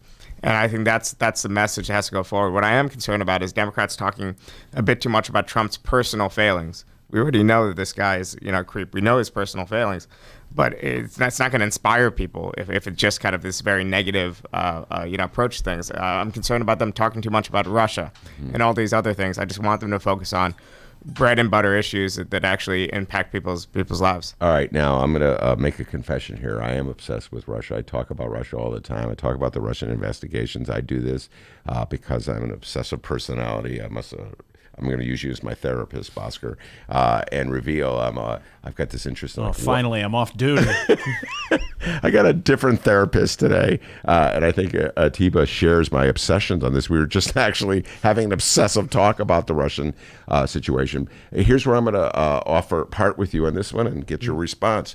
I believe, first of all, just in terms of general pursuit of truth, I want to see where this goes. I want to know what happened in 2016. Someone hacked into those computers. I want to know who hacked them into them. I have that kind of curiosity. I also believe that as a country, we should defend certain principles. And one of the principles is that the president is not the dictator. The president is not the monarch. The president has to comply with laws and subpoenas, etc. I think these are important fundamental rights that we as Americans should stand up for. Do you think that's a distraction for the Democrats to uphold to these things that I'm talking about? Well, I think the last point is especially important. I do think there was an attempted interference that should be investigated. There's no doubt about that. I'm not sure it was enough to swing the election. And I think we need to think about the things that were within control that we could have actually done. Hillary Clinton could have made one trip to Michigan. One rally might have been enough to swing things. Mm-hmm. Now, when it comes to this broader question, I do believe that it's very important that we maintain the idea that the executive is not above the law. We don't want to become like Turkey, like Russia, or these other countries that are becoming illiberal democracies or not even democracies at all. So I think it's very important. But if we try to defeat Trump through the courts, through impeachment, we won't defeat his democratic mandate. I really want to see him clobbered in the next election. And I want to focus on the ways in which we can make sure that he doesn't just lose by a few votes so he could claim, electoral fraud. And it is that we want him to lose by 10%, by 12, 13%. And there's certain candidates out there. I'm a supporter of Bernie Sanders, but I see it in Elizabeth Warren. I see certain candidates that are actually putting forward ideas, but are also capable of galvanizing some of the anger and the feeling that people are having. And I see other candidates, and it feels like they were made in a PR workshop, like Biden. Oh, I don't have time to formulate a healthcare plan. I don't have time to think about this policy. What has he been doing for the last 2 years when he's been thinking about running? What he's been doing is getting a tan. He's been kind of focus grouping certain like vacuous slogans to not offend anyone. It doesn't seem natural. And I think that's why people who did support Trump, obviously a core of them are racist or redeemable or whatever. A lot of them were also supporting Trump because he seemed like he speaks his mind. He seemed more honest, less fake than other politicians. So I think the Democrats need someone like Sanders, like Warren, someone who actually, for better or worse, is just their true selves. Yeah. I'd like to bring you into this conversation, Atib, at this point, because there's some parallels to what you were just saying and what Bhaskar is saying. Why don't you articulate for Bhaskar so you can hear your thoughts about how you make a pitch for healthcare as sort of an American value? I'd love to get his response to that. Yeah, absolutely. And you and I would probably agree on much. So let me just say that. But the main thing I was saying was that we talked about strategy, and I was saying that we have to stop letting Republicans frame everything. And we started with Donald Trump's taxes with the big New York Times thing. And I was saying that when you avoid paying taxes, that's un-American. That is unpatriotic. I think one of the most patriotic things you can do is pay taxes. But no one ever links paying taxes to patriotism. And we need to be able to show that Americans having the right to health care is a patriotic thing, is an American thing, although we're the only country in the civilized country that doesn't have it, that doesn't have health care for all. Those are the things that we need to be reminding people of. I think Bernie does an excellent job of that. I wish AOC was 35 years old, because I think more people would gravitate to hearing it from someone younger. Mm-hmm. But again, I think Democrats just need to take control of the framing and to be able to show that student debt cancellation is a good thing for all Americans. It helps all Americans. And I think that's what we need to be focused on. Yeah, I agree with that to some degree. I think we need to say, often on the left, we focus on what we know about American history. But what we want to do in the future is actually say, this is what America should be about. Right. Even if we know that a lot of American history is about, massacring indigenous people and slavery and all sorts of like child labor and whatever else. That's what America was about in history. But I think what most Americans want is a country that's about something else. So I think you have to be able to speak in those terms. The only part that I would disagree with you about is that I think it's important to have the polarization of saying, this is what 95% of us want. This is what 99% of us want. But there is a small group of people that are benefiting from the way things are. If you're a health insurance CEO, you shouldn't want Medicare for all. I'm sorry, your life is going to get worse. You're probably still going to have a pretty nice life, but it's going to get worse. So I think we need an object for anger. And I think Trump, his appeals weren't just to patriotism or to the nation or to whatever else. It was that, look at these immigrants taking something away from you. And we need our own version of that, which obviously isn't about immigrants. It isn't about scapegoating, the other oppressed and vulnerable people. It's about saying, there's these people, they're benefiting from the fact that your interest rates keep going up. They're benefiting from the fact that you're having all this stress and debt and whatnot. They're the ones, calling your bill. And he calls them millionaires and billionaires. And I think that's a good way to start. So we're on the cusp of a strike by Lyft and Uber drivers. Mm-hmm. And I think that's an excellent opportunity to be able to explain to people, to use that to explain to people how they're suffering. Yes, we've had so many jobs created. Yes, the unemployment is at this rate. But how many people are working 3 jobs? Not to get ahead, to survive. Mm-hmm. And so again, if you're talking about we need to have more unions, this is an excellent opportunity now to look how many people are, we probably got an Uber driver in this room. How we many, had one yesterday, as a matter of fact. He was a guest on this show. Right. Yeah. So They gave us a ride home. No, No, he did. Yeah. So how do we not take advantage of something like that? Because Uber drivers are struggling, and we have to be able to take advantage of those situations and show people that right to work laws are not to their benefit. And it's interesting that Uber drivers are struggling now. Lyft drivers are struggling. And I remember when taxi cab drivers were struggling when Uber and Lyft came to Chicago. Right. And they had demonstrations where the taxis surrounded the city hall, and there was very little sympathy in the city of Chicago. I have to tell you this from my friends they loved their cell phones persuasion. They loved having that in their phone, and now we're suddenly realizing that there were human consequences to just allowing Uber and Lyft to come into the city. And now Uber and Lyft drivers are saying so I guess at some point someone has to take a stand on these issues. But it's really hard to maintain this solidarity without having a union. Because right now, there's Lyft and Uber drivers. Let's say 1/3 of the drivers, I'm just making this number, we don't know the numbers yet, in the city are on strike right now. That just means they're getting more and more incentives. The other ones, they're seeing, all right, they have to pay the bills. They have families to look after. They aren't getting access to a strike fund. They don't really know these other drivers. They're kind of all anonymous. And they're saying, okay, I could get paid 1.5 times more than usual if I just go out for a couple rides. Right. I mean, who could blame any of those drivers right now that are driving? Maybe some that are listening to the show. Who could blame them for doing that? Oscar, you made a point a little while ago, and I took a note on it. I don't want to lose it. I want to make sure I heard you correctly. You said Medicare for all. People can make the argument that people lose with the Medicare for all. Did I hear you correctly about that? Well, I think a small portion of people who are actually the insurance executives, will end up losing out. I think even other people with employer-sponsored health insurance will have equal, if not superior, coverage, and they won't have to worry about what's in network, what's not with Medicare for all. So I think the vast majority of people benefit from it. But when people have medical debt, I don't think it's enough to say, we're all in this together. I think you have to say that these health insurance companies, these pharmaceutical companies are benefiting from the fact that you can't afford to pay your insulin. Mm-hmm. They're creating this false scarcity. And all I was saying is that you need an object for anger. And politics, a lot of politics is about anger. And there's good ways to use anger, and there's really negative ways to use anger. We have to think about the positive ways to speak to people's discontent. The guest I'm going to bring on in a little while, Mike Klonsky's been at this political game for a long, long time. He was a radical in the 60s.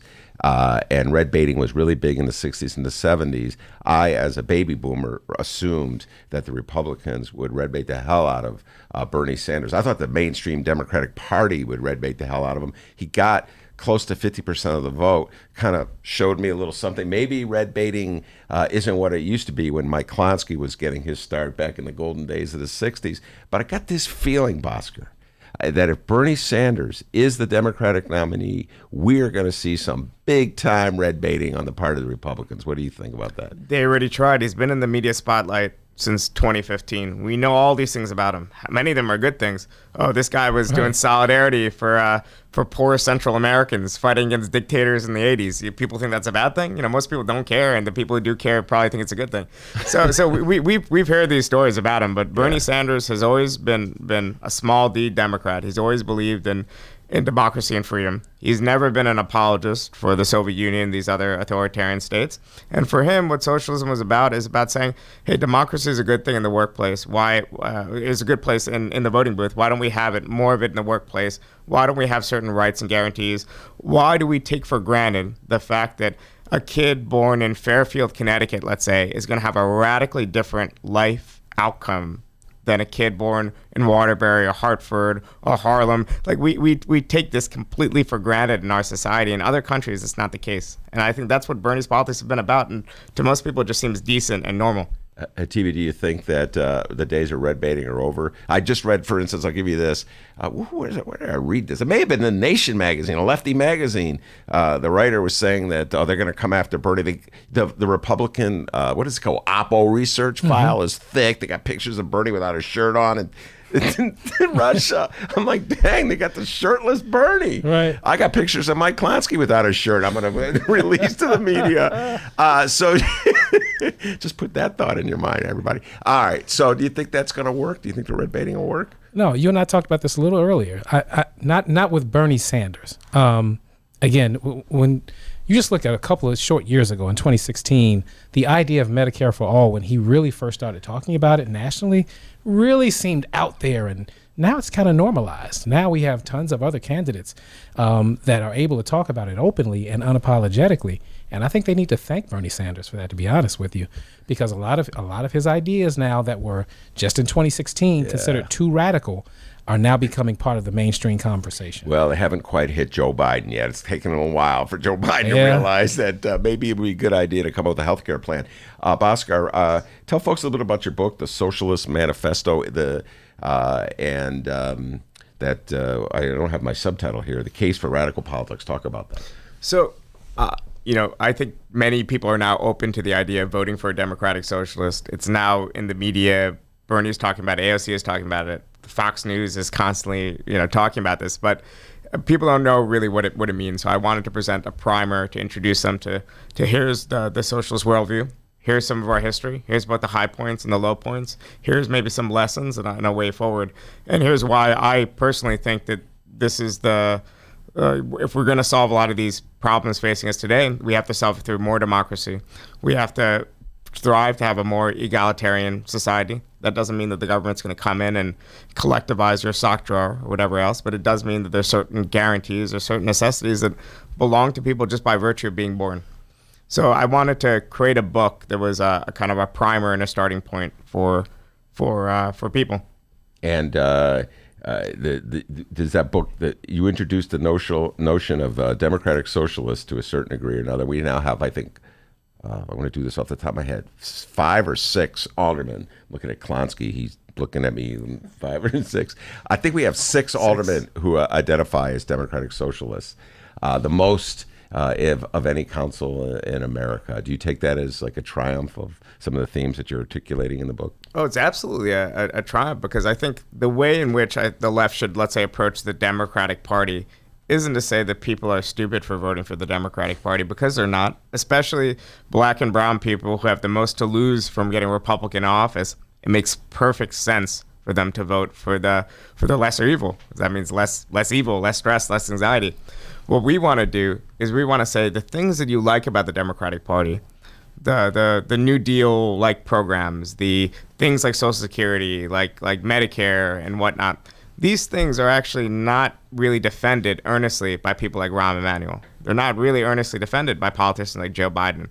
So instead of, I think our goal has to be to cleave off that base of the Democratic Party behind new officials. And obviously it's easier in nonpartisan races, but even in places like these national races, politicians like AOC are running in Democratic primaries, but it's very obvious they're a different sort of Democrat, and they're more earnestly committed to fighting against austerity and also to using their office to support community efforts, support things. And this is something that the CTU did really well in Chicago, which is not just make this about my bread and butter issue and my pay and my school, make it about a broader community and bring people into a discussion. So I think that's really an important future of politics. And actually, I think we had 2, maybe 3 of the Socialist City Council people at my book event yesterday. So which ones? Do you remember?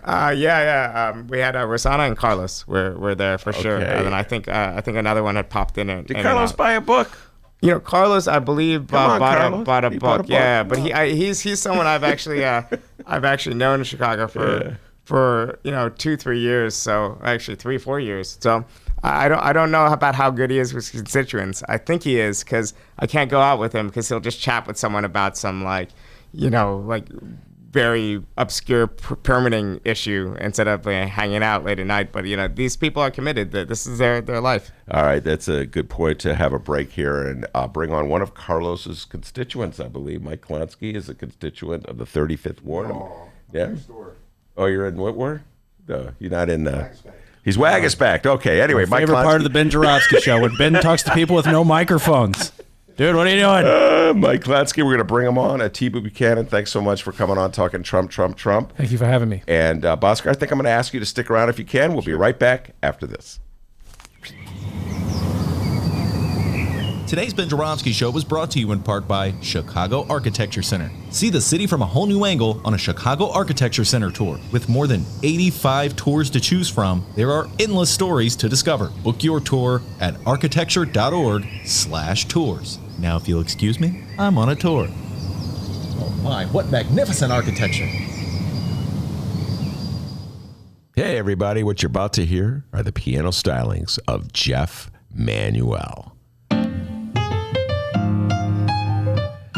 Man, listen to Jeff go. Jeff Manuel has been playing piano around Chicago for years. He's played for conventions, for celebrities, played in basement bars with blues bands. He's played at prestigious social clubs, fine restaurants, and in the intimacy of private homes. Book Jeff Manuel at jeffemanuelpianist.com. Don't worry, I'll spell his name at the end of this commercial. You know what Chicago Magazine said? They said that Jeff Manuel is, quote, as comfortable with Chopin as he is with Cole Porter. He's excellent and his performance is joyous. He offers an elegant stream of compositions and interpretations that entertains the mind but won't hurt the ears. To hear more of Jeff Manuel's work and to book Jeff for your next event, go to jeffmanuelpianist.com. I'm going to spell it out for you, people. Jeff. M as in Mary, A, N as in Nancy, UELPIANIST.com. Take it away, Jeff Manuel.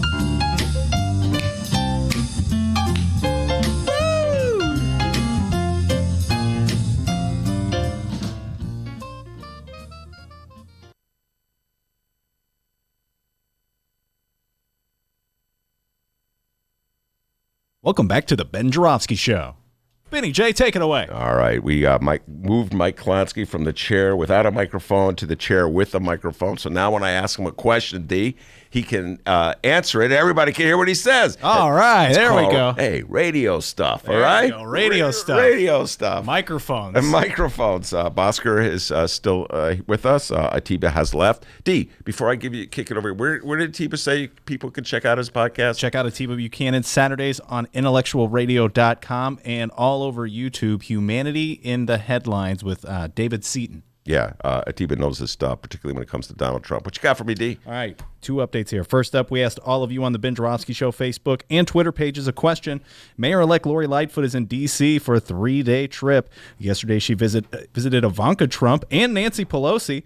We asked all of you to give Lori some advice on her trip. Mm-hmm.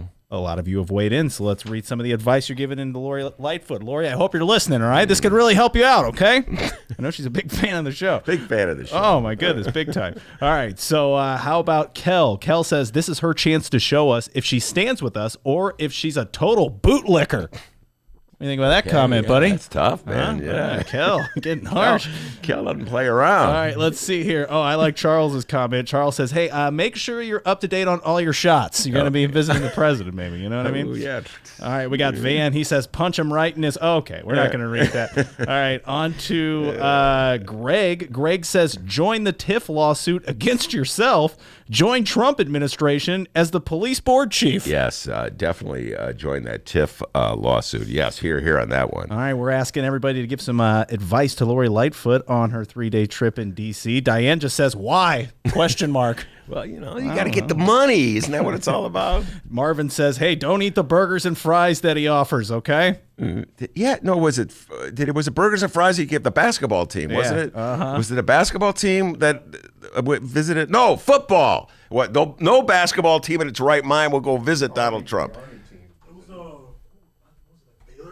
Baylor women's team visited we're him. doing it again. Oh, Miles. But where did he get the burgers? No, you're right, the football team. Come on, Mike. Clemson. Yeah, but the Army football team just visited him. I think they ordered them to visit him. Yeah, he commanded. Someone's got to visit me. Hey, you! They got no choice. I think it was Clemson got the Clemson, the victorious Clemson. That coach made them come in. You're right, Miles. The Clemson player. We didn't want to go, but the coach made them go. 2 more words of wisdom here for Lori Lightfoot on her 3-day trip in D.C. Andy says, meet people at Ben's Chili Bowl. Apparently, that's a restaurant. Ben's Chili Bowl. I did not know. You knew that? Yeah. Freaking Klonsky knows everything. All right. And finally, The guy sitting right here, Michael Klonsky, weighed in. There's a guy in the picture that we posted on the Facebook page. He's just standing in the background looking like a weirdo. And Mike Klonsky put, "Watch your back." Speaking of which, who's that guy behind you? Right. Who was it? He was going inside his pocket. It made me nervous. Got a little nervous on behalf of Donald Trump. All right, and we have another update here. Our next update. I'm J.B. Pritzker, and I'm not a perfect person. Yeah, and if you were to ask your average Illinois Republican, they would agree J.B. Pritzker is not a perfect person, and his graduated income tax plan. Oh boy, that's far from perfect. If you ask our Illinois conservative friends. Well, I'm kind of liking it a little bit. Last week we highlighted Illinois conservatives' latest tactic in stopping Pritzker. Get his legislation passed. Yeah, that tactic. Call him out on Toiletgate. The time J.B. Pritzker ripped out the toilets in his Gold Coast mansion, claimed it uninhabitable, and saved over $300,000 in property taxes.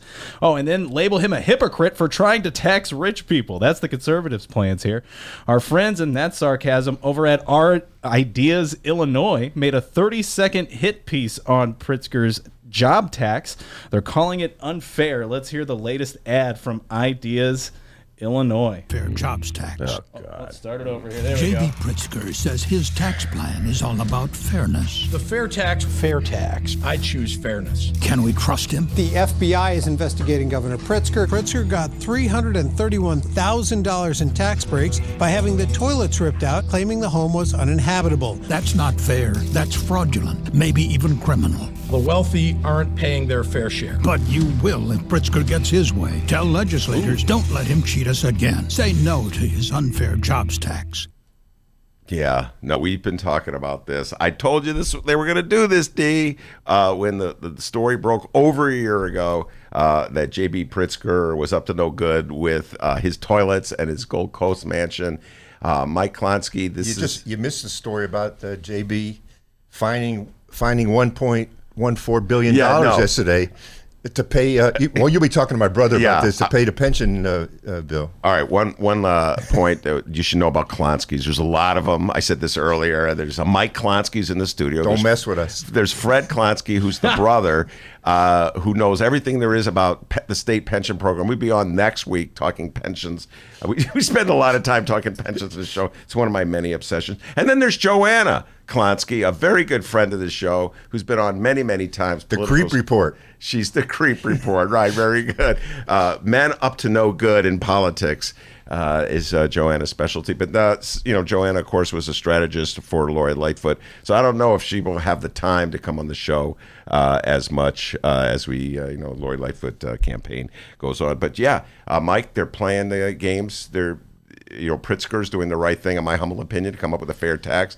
That's a progressive tax, Bhaskar. So the wealthier you are, the more you pay. Right now we have a flat tax in Illinois, the state income tax of 4.5%. And so they're countering him by much the way they're going to go after Bernie, I should say. We'll talk about that later. They're coming after him. The Republicans are calling him a hypocrite because he tried to dodge the local tax man by yanking the toilets out of his mansion.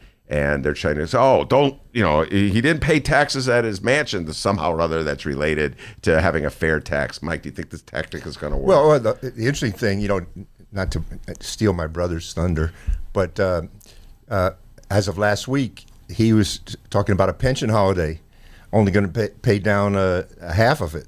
And we got $1 billion bill coming due. Yeah. And then the retirees and other people were putting the heat on him.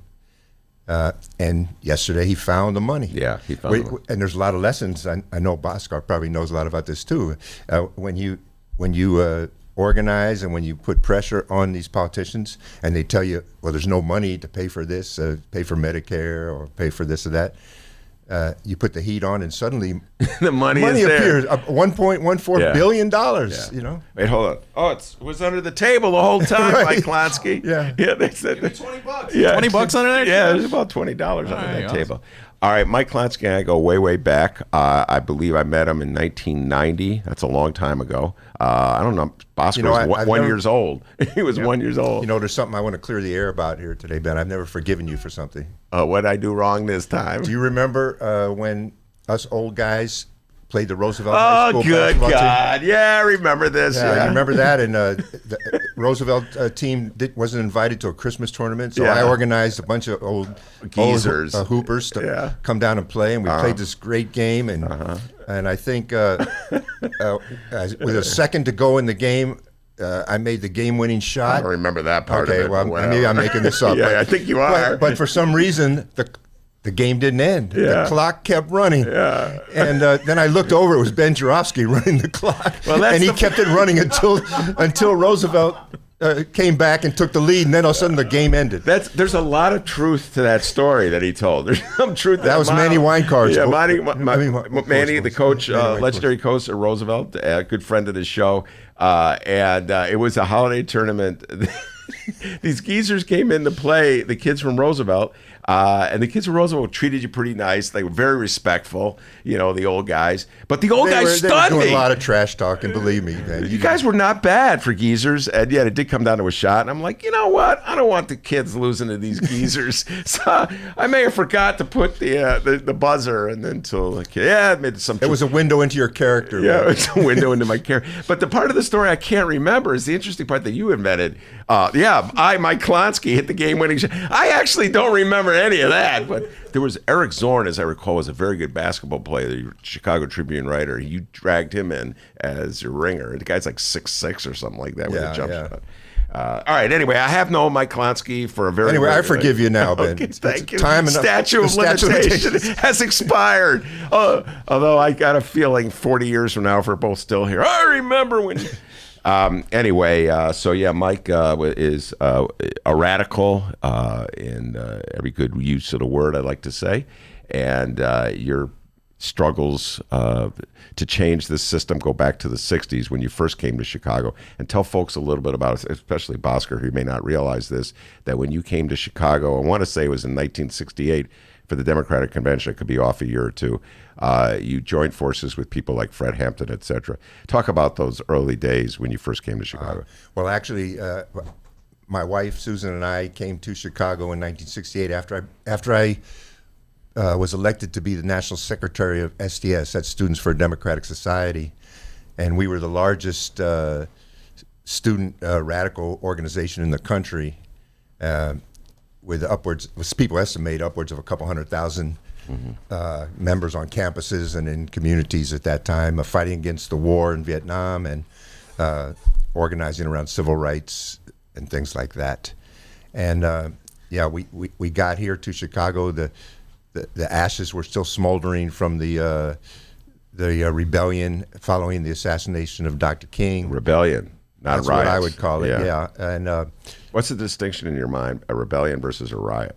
Well, there's a lot of negative connotations to a riot. It's like mindless, destruction and things like that. But we felt that this was going on in over 40 cities around the country, and it was directly related to the killing of Dr. King.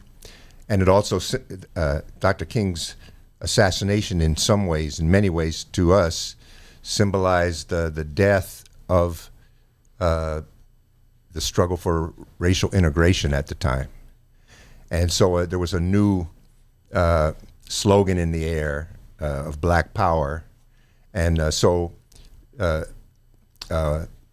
me just say that we moved into the West Side. Our offices was at 1608 West Madison Street, right in the heart of the West Side, and it was burning down at the time. National Guard tanks were rolling up Madison Street, and there was barbed wire out there. And anyway, I'm in the SCS office, and one day there's a knock on the door, and there's these two young black guys at the door, and our door was barred up and with a little peephole. Said, "Who is it? What do you want?" And, one of the guys says, "I'm Fred Hampton," and the other guy says, "I'm Bobby Rush, and we're from the Illinois chapter of the Black Panther Party." So we opened the door, let them in. What's up? They said, we're opening our office right up the block on Madison Street. And we want to know if you guys have any extra office furniture or typewriters or something like that we could use to, and we did. We had tons of stuff, and we gave it to them. And that's how I met Fred, and we established a relationship. It seemed like it was for years, but he was assassinated himself a year later. Yeah. Talk about that. Well, this is the December 50th 4th. anniversary of his assassination. And I bring that up to a lot of people when Trump was elected in 2016. A lot of young folks told me that they were totally depressed, ready to leave the country, commit suicide, or whatever. And I tried to tell them. Of course, you can't tell these young kids anything. You can't tell them anything, man. I try to tell them, we've been through things like this before, and there's ways to deal with it. This is not the end of the world, or in fact, in some ways, it's the beginning of a new political struggle. And I think the last couple of years have shown that. And without getting into it too much, so that was a really tough year for us. There was a lot of repression. You're talking about 69 after Fred Hampton was killed. Well, 68 and 69, we faced something called Operation COINTELPRO, which was the FBI's kind of repressive attack on the progressive movement, the anti-war organizations. There was raids on our offices. There was lots of people jailed, killed, shot, and there was also a different kind of response on the part of the movement, which was, two things. One, if we're not going to have integration in Chicago, it wasn't just in the South that DSEG was smashed and defeated with the killing of King. In Chicago, you had a long history of discrimination and segregation and Jim Crow in the schools and in the workplace and things like that. In the communities, the police were running wild, and it was open season, especially on young African American men. And the Black Panther Party kind of took that to mean that we needed armed self-defense in the communities, and they did it, And I remember going to the Black Panther Party's office that summer, and there was lines of hundreds of young, mostly men, but women too, trying to enroll in the Panther Party. The summer of 69. Yeah. Before Fred Hampton was killed. Yes, summer 69. And anyway, it was a whole different world at that time. And so when you talk about radicalism or socialism or revolution, though there was a lot of red baiting, but also those ideas carried a different meaning especially to the youth and to the youth movement, that many of whom came to Chicago in '68 to protest at the Democratic convention. And we had that wild melee up there. The police, that was a riot, that police riot. You're about the 68. Yeah, were you here for that? I sure was, yeah. So Mike, so many people of your generation, when they take a look at the lessons of the 60s activism, and when they take a look at the lessons in particular of 1972, the presidential election, when George McGovern, running on many of sort of the ideals that emerged from your movements, and from the Black Panthers for that matter, and they look at the drubbing that McGovern took at the hands of Richard Nixon, the conclusion they reach, the lesson they draw, and this gets back to what we were talking about Bosker, is that the Democratic Party should never, ever, ever allow itself to move too left again. They'll only lose. They should never, ever, ever be the party of, let's say, Mike Klonsky, and instead they should be the party of... I don't think there's much of a chance of that. They should be the party of Bill Clinton, a person who's roughly your age, roughly your generation. And that's the lesson Bill Clinton drew. And he would always, we're going to be the centrist party. And Mayor Rahm has drawn that lesson. Your good friend David Axelrod has learned that lesson.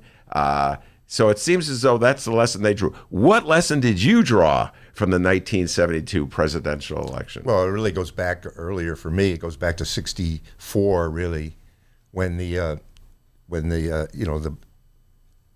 party was the Democratic Party was the party of segregation in the South, and the Mississippi Freedom Democratic Party came up to the convention at Miami and then in Chicago and tried to get seated and couldn't get a seat, couldn't get their delegation seated, and couldn't be a part of that Democratic Party. Then also remember that by the late 60s, the Democratic Party was the war party. It wasn't, so to us young radicals, we had no truck with the Democratic Party. I mean, with McGovern or with any of them. And people said, well, you're going to get Nixon elected. We said, well, bring it on.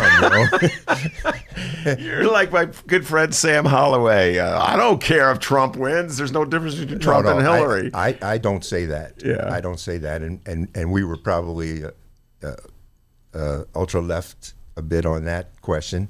Yeah. But as I said, we couldn't find it within us to vote for the party that was bombing Vietnam and Cambodia. And so when did you evolve, as they say, to use Barack Obama's favorite word? I'll tell you.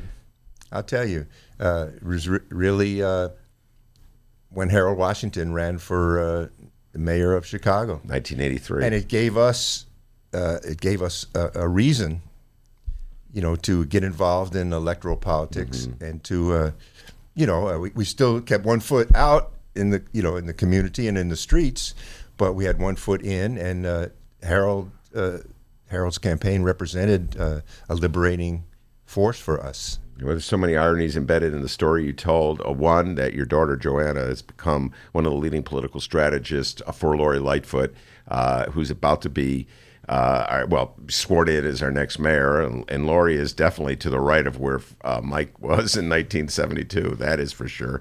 And the second one, but Lori is also. There's a lot of parallels to me with the Harold Washington campaign.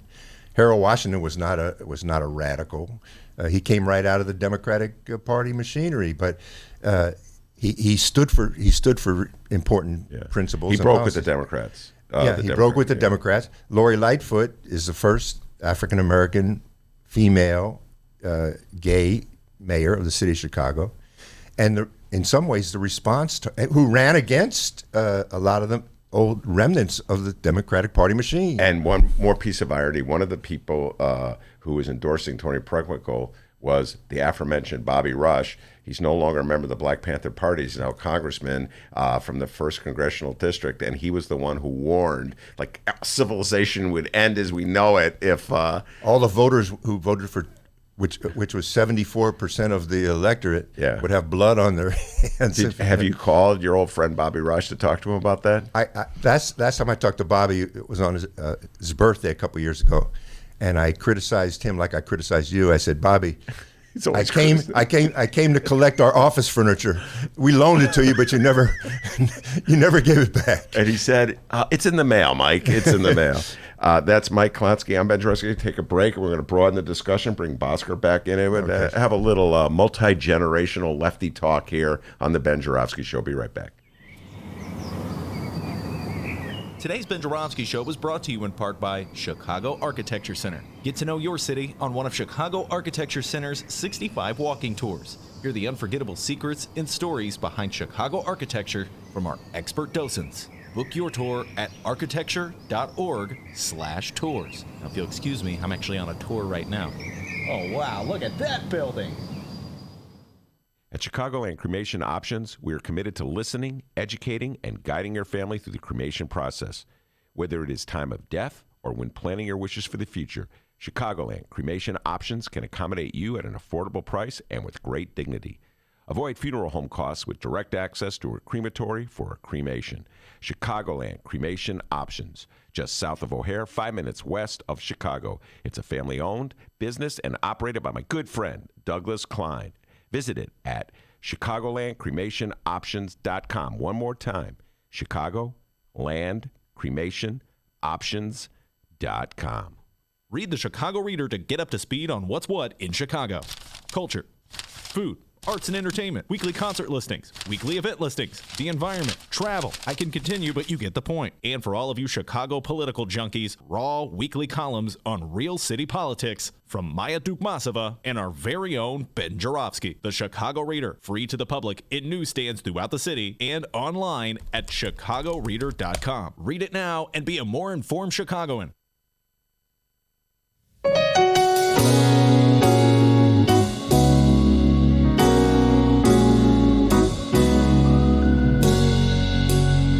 Welcome back to the Ben Joravsky Show. Mr. Joravsky, take us home. Yes, indeed. That super cool music means we're coming to the end of a super cool show. We're not there yet. In fact, by the way, Mike Klonsky, not only does he host a talk show, not only is he the father of Joanna Klonsky, not only is he an old radical, a writer, a teacher, he's playing the keyboards right over there. Yeah, that's Mike Klonsky. My goodness. And he's amazing, man. That's why we call him Klonsky. I think we call him Klonsky because that's his name. Anyway, we're going to have Mike Klonsky. Bosker's still here. D, you got an update before we bring him on? Mike, play chopstick. Oh, yeah, I got an update. Sorry. Mesmerized by that piano. I know, Klonsky's unbelievable. My Lord. We have 2020 presidential candidate update here. A day after his campaign unveiled new guidelines to combat sexual misconduct and discrimination, Mr. $27 himself, Bernie Sanders, has ratified a union contract, a first for a major party presidential campaign. Here's Bernie's campaign manager, Faiz Sakur. He says, quote, "We are proud of our workers and proud to uphold Bernie's commitment to collective bargaining rights and a strong labor movement. Together, we have achieved some of the strongest standards for campaign workers in history and set the bar higher for the next generation of campaigners." All right, Bernie, collective bargaining rights. You know I'm a big union guy and member of 2 unions, all right? Oh, my goodness. Sorry, and Bernie added one more quote. So sorry about that. $27. That's his Bernie imitation. Bhaskar, you just heard Mike tell his story. We just talked about Bernie Sanders allowing his workers to organize, first collective bargaining unit I've ever heard of in a political campaign, which are notorious for exploiting their workers, often not paying them. You know, the campaign's over, the candidate disappears. They're trying to get them to pay. So many. You mentioned this off the mic, but it really rings true. So many people of your generation, Democratic Socialists, they're looking back toward that 60s generation, the Klonsky generation. I would warn any young activist to follow his precedent leave too me much. out of this, man. But you do seem to be going looking backwards for some of your heroes and for some of the ideology that binds you. Talk about that a little bit. Well, I think it's important to remember that you're part of a tradition, that there's been many people throughout history fighting for justice and fighting for equality. Mm-hmm. And if you look at the history of, let's say, the American left, it's been episodic, but it's always been there. The first American left, you could probably say, was the abolitionist movement, where these people that also went on to later found the Republican Party, that took part in the struggle to make the Civil War not just about reunifying the country, but reunifying it on a basis that got rid of the planter class and got rid of slavery, and for a time tried to create a radical democracy in this country through Reconstruction. You see the left as, 100 years ago, there was 120,000 people in the Socialist Party of America. Back then, the country only had 120 million people. So you can imagine today it would be 300, 400,000 people in the party. You had mayors of cities like Schenectady, like Troy, like Berkeley. All these places had socialist mayors. You had 2 elected Congress people. You had a communist party in the 1930s that, unlike the communist parties that were ruling authoritarian states in the U.S., these communists were fighting for civil rights. They were fighting for union rights. They were on the right side of history here. And then, of course, we had the generation of people that looked at the slaughter overseas, looked at not just the fact that they were there, 50,000 plus Americans dying in Vietnam. They looked at the hundreds of thousands of people dying, Vietnamese people dying there, and they said, this is abhorrent. We are responsible for this continuing to go on. And we're not just going to sit here and hope that the president changes his mind. We're going to go out there in the streets and we're going to connect this struggle against militarism with the struggle against racism. There was also a big rank and file worker uprising in the late 60s and early 70s of workers fighting against sometimes very conservative trade union bureaucracies and fighting for more union democracy and whatever else. So I think there's a lot of really great and inspiring history. And myself, when I was 17, 18 years old and I first started going to socialist meetings, it'd be me, a couple other young people, then a bunch of people who were over 50, 60 years old. There was a donut hole. I don't know what people in their 30s and 40s were doing. There was a lost generation, but you would hear the stories, you hear the tradition. I think if you're interested in these ideas, you should know that even though they're not in your history textbooks, a lot of them at least, there's been a history of radicals, of Democrats, small d Democrats of all persuasions that have fought to make this country a better place. And we were on the right side of history. The people voting for George Wallace and fighting for segregation were on the wrong side of history, and the people fighting for integration and fighting for a multiracial democracy were on the right side of history. Yeah, I don't think that the struggle that we're facing right here in Chicago and around the country today is really a battle, an ideological battle between socialism and capitalism, even though it's framed that way by the Republicans now. I think we elected socialist aldermanic candidates here as part of a sentiment for change, and that included the mayor's race. I mean, I think it was about what these candidates stood for, not just an ism, but where they stood on issues of social justice, of equity, of education, of health care, of housing here in Chicago. And I think it was pretty easy to defeat, well, not easy, but I mean, relatively speaking, to defeat the incumbent Democrats here in the city who were tied to old machine politics. And that machine was identified as being a racist machine and an anti-worker machine.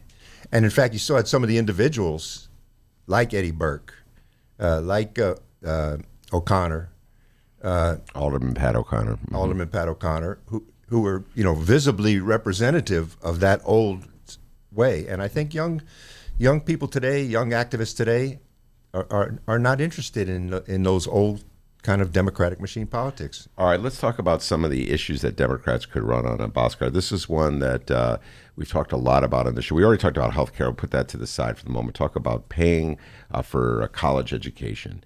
And there was an interesting, I don't know if you saw this quote, Mayor Pete from South Bend, Indiana, had an interesting, I'll put that word in quotes, take on this. Follow me what I'm about to tell you. I'm doing my best to paraphrase it. I have the actual article over there, but I'll just paraphrase as best I can. He said he did not believe in having universal free college education because, follow me on this, people who have a college degree earn more money than people who do not have a college degree. So then we would essentially be subsidizing the greater income that the people who have college degrees have by making people who don't have college degree pay for their tuition, which is an interesting spin on the word, spin on the whole concept, like saying I'm against something that's progressive for progressive reasons, if you follow what I just say. So first of all, your thoughts on Mayor Pete's attitude, and then just your general thoughts on college education and paying for it. Well, speaking of old Marxists, his dad was a Marxist, was a Gramscian scholar. So the Mayor Pete. Yeah, Mayor Pete's dad, right. and Harris's dad too. So we have unfortunately those are two of the weaker candidates in my mind, but the acorn fell far from the tree. Far from the tree. So the acorn hit the tree in the head. But we get this complaint a lot when people say, "Oh, do you want Donald Trump's kid to go to college for free too, or have universal health care?" I'll be like, "Yeah, that's a universal program. Means-tested programs hurt the poor and working people the most because they're easiest to undermine afterwards." How do you get rid of public housing? In Chicago, a lot of the public housing stock was demolished. How did that happen? Oh, you just get the poorest, most vulnerable people in there. You disinvest, then you say, look at them. They can't govern themselves. Look at them. This program that I just defunded doesn't work. It's proof that it can never work, that social things can't work, that there's a culture of poverty in these areas. I mean, this is the way they always undermine programs, and it's sad that Democrats are still falling into this trap. Well, I second the motion. Yeah. What Buttigieg, is that how you say his name? You just call him Mayor Pete. Mayor Pete. Or Buttigieg. I really don't see much difference between him and Trump. On this issue? Not on just about every issue he talks about. I mean, where is that progressive side of him? I don't see it. Except that he's anti-Trump. Yeah. And I don't think that's enough in this upcoming election to be anti-Trump. I think if the Democrats are just anti-Trump and just playing that, the Russia gate thing, I think they're going to lose again. Oscar, what do you think about that? Well, I mean, I think any Democratic candidate will be far better than Trump. I'll support any Democratic candidate in a general election, but I share your concern that if you elect a Democrat that doesn't stand for anything, the voters just won't come out. It's not that working class voters are going to all flock to Trump and start voting for him. It's just that people are going to stay at home. They don't even get the day off. What are you going to, like, you finish your shift at 6:30. You have to get to the polling booth, stand in line. You have to be motivated to do that. So I do have a fear that unless it's someone like Bernie, unless it's Warren, unless it's someone that inspires something, then people will just maybe stay at home. It's not enough to just vote on the basis of fear alone. Have you seen a plan for paying for college education that really inspires you from any of these candidates? Well, Sanders has his free public tuition plan. I think that's a good start. I mean, I do think it's worth acknowledging that half of Americans don't go to college, but it's still a good aspirational demand even for working class people, because people maybe don't have the opportunity to go to college, still want their children to have the opportunity.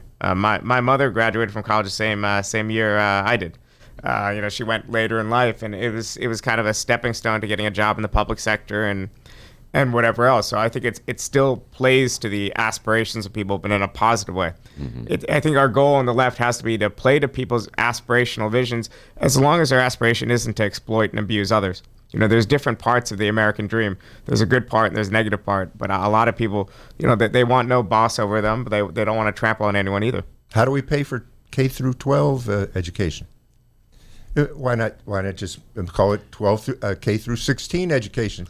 And if you want ways to pay for it, I can give you plenty of ways. One is find the revenue through tax reform, and secondly, end stuffing the Pentagon with trillions of dollars to carry out these adventures, like the one we're carrying out now in the Persian Gulf. I presume the reform that you're alluding to is a more progressive tax. In other words, where the wealthier people, what we're trying to do here in the state of Illinois, facing a lot of resistance. On the other point, Bhaskar, that Mayor Pete kind of lost is that, well, you don't just have to pay for college.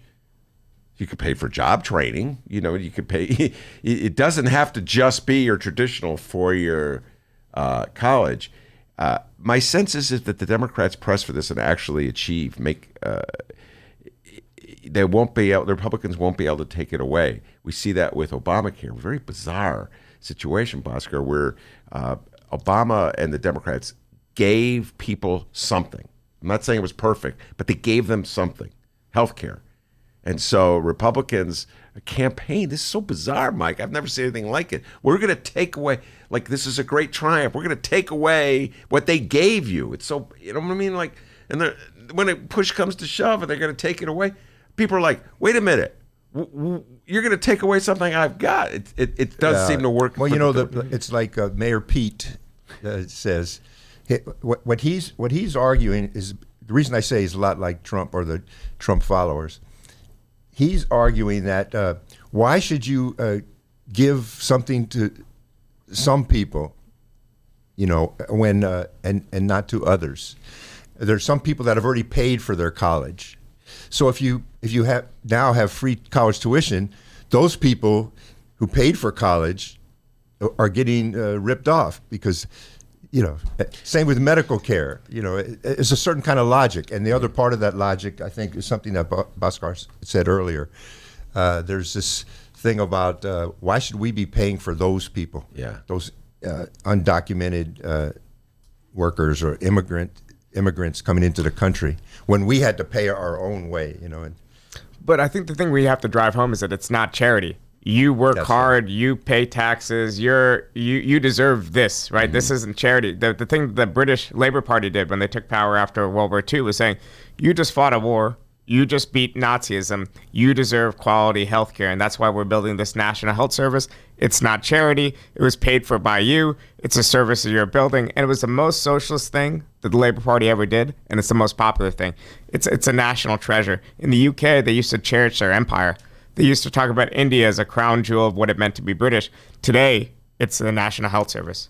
All right, very good. And so before we leave, Bhaskar, why don't you one more time tell folks the title of your book, where they can get it, all that good stuff. You just had a book signing in Chicago. Talk about that. Yeah, so the book is The Socialist Manifesto, The Case for Radical Politics in an Era of Extreme Inequality. Long title. I didn't write it. Some marketing department did. I think they did a good job. The actual words in the book, I think, are an accessible, good primer for people interested in democratic socialist ideas. And, it's going to be a trend in American politics for a long time to come. So whether you agree with it, disagree with it, I think it's useful to engage with. When I was a kid and becoming a socialist, I also read books like Milton Friedman's Capitalism and Freedom and whatnot. So even if you're a die-in-the-wool libertarian or capitalist or whatever else, just, read it and tell me what you think. Just try not to use profanity. Profanity is accepted and tolerated on a podcast even.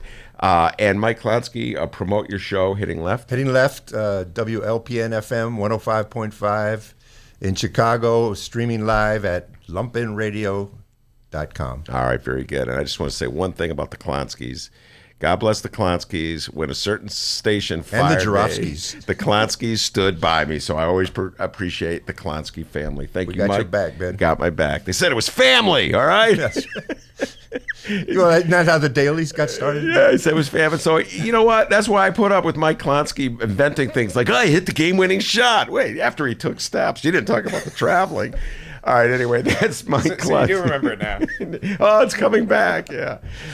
And Bhaskar, I want to thank you very much for coming on the show. Appreciate it very much. Miles, outstanding job as always. He, of course, is the pride of joy of the Roosevelt University baseball team. They're red hot right now, like our beloved Cubs.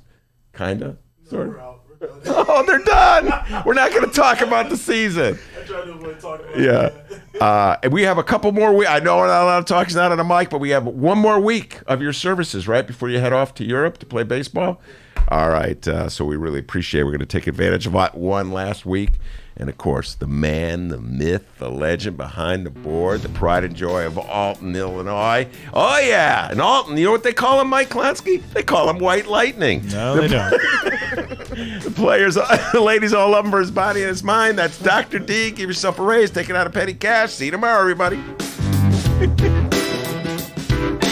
And remember, you can download previous Ben Joravsky shows at both Chicago Sun-Times and Chicago Reader websites, chicago.suntimes.com, chicagoreader.com. We'll be back tomorrow with a brand new program live 1 until 3 p.m. Central Time on the same websites, chicagoreader.com, chicago.suntimes.com. Find us online, social media, at Benny J Show, BENNY, the letter J Show, on Facebook and Twitter. Oh, and Instagram. Send Ben a message. He handles the Instagram account.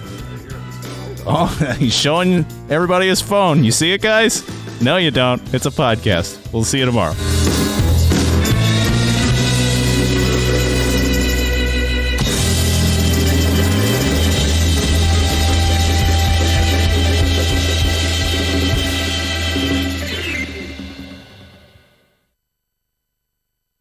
Cirque Du Soleil's Big Top comes back to Chicago with its latest show, Volta. Venture into a captivating voyage of discovery inspired by the adventurous spirit of freedom, where a surge of action sparks a high-voltage journey. Volta. Playing May 18th through July 6th under the Big Top at Soldier Field. Tickets at CirqueDuSoleil.com. Volta thanks their partners Hennessy Black and Champagne Nicolas Fayette.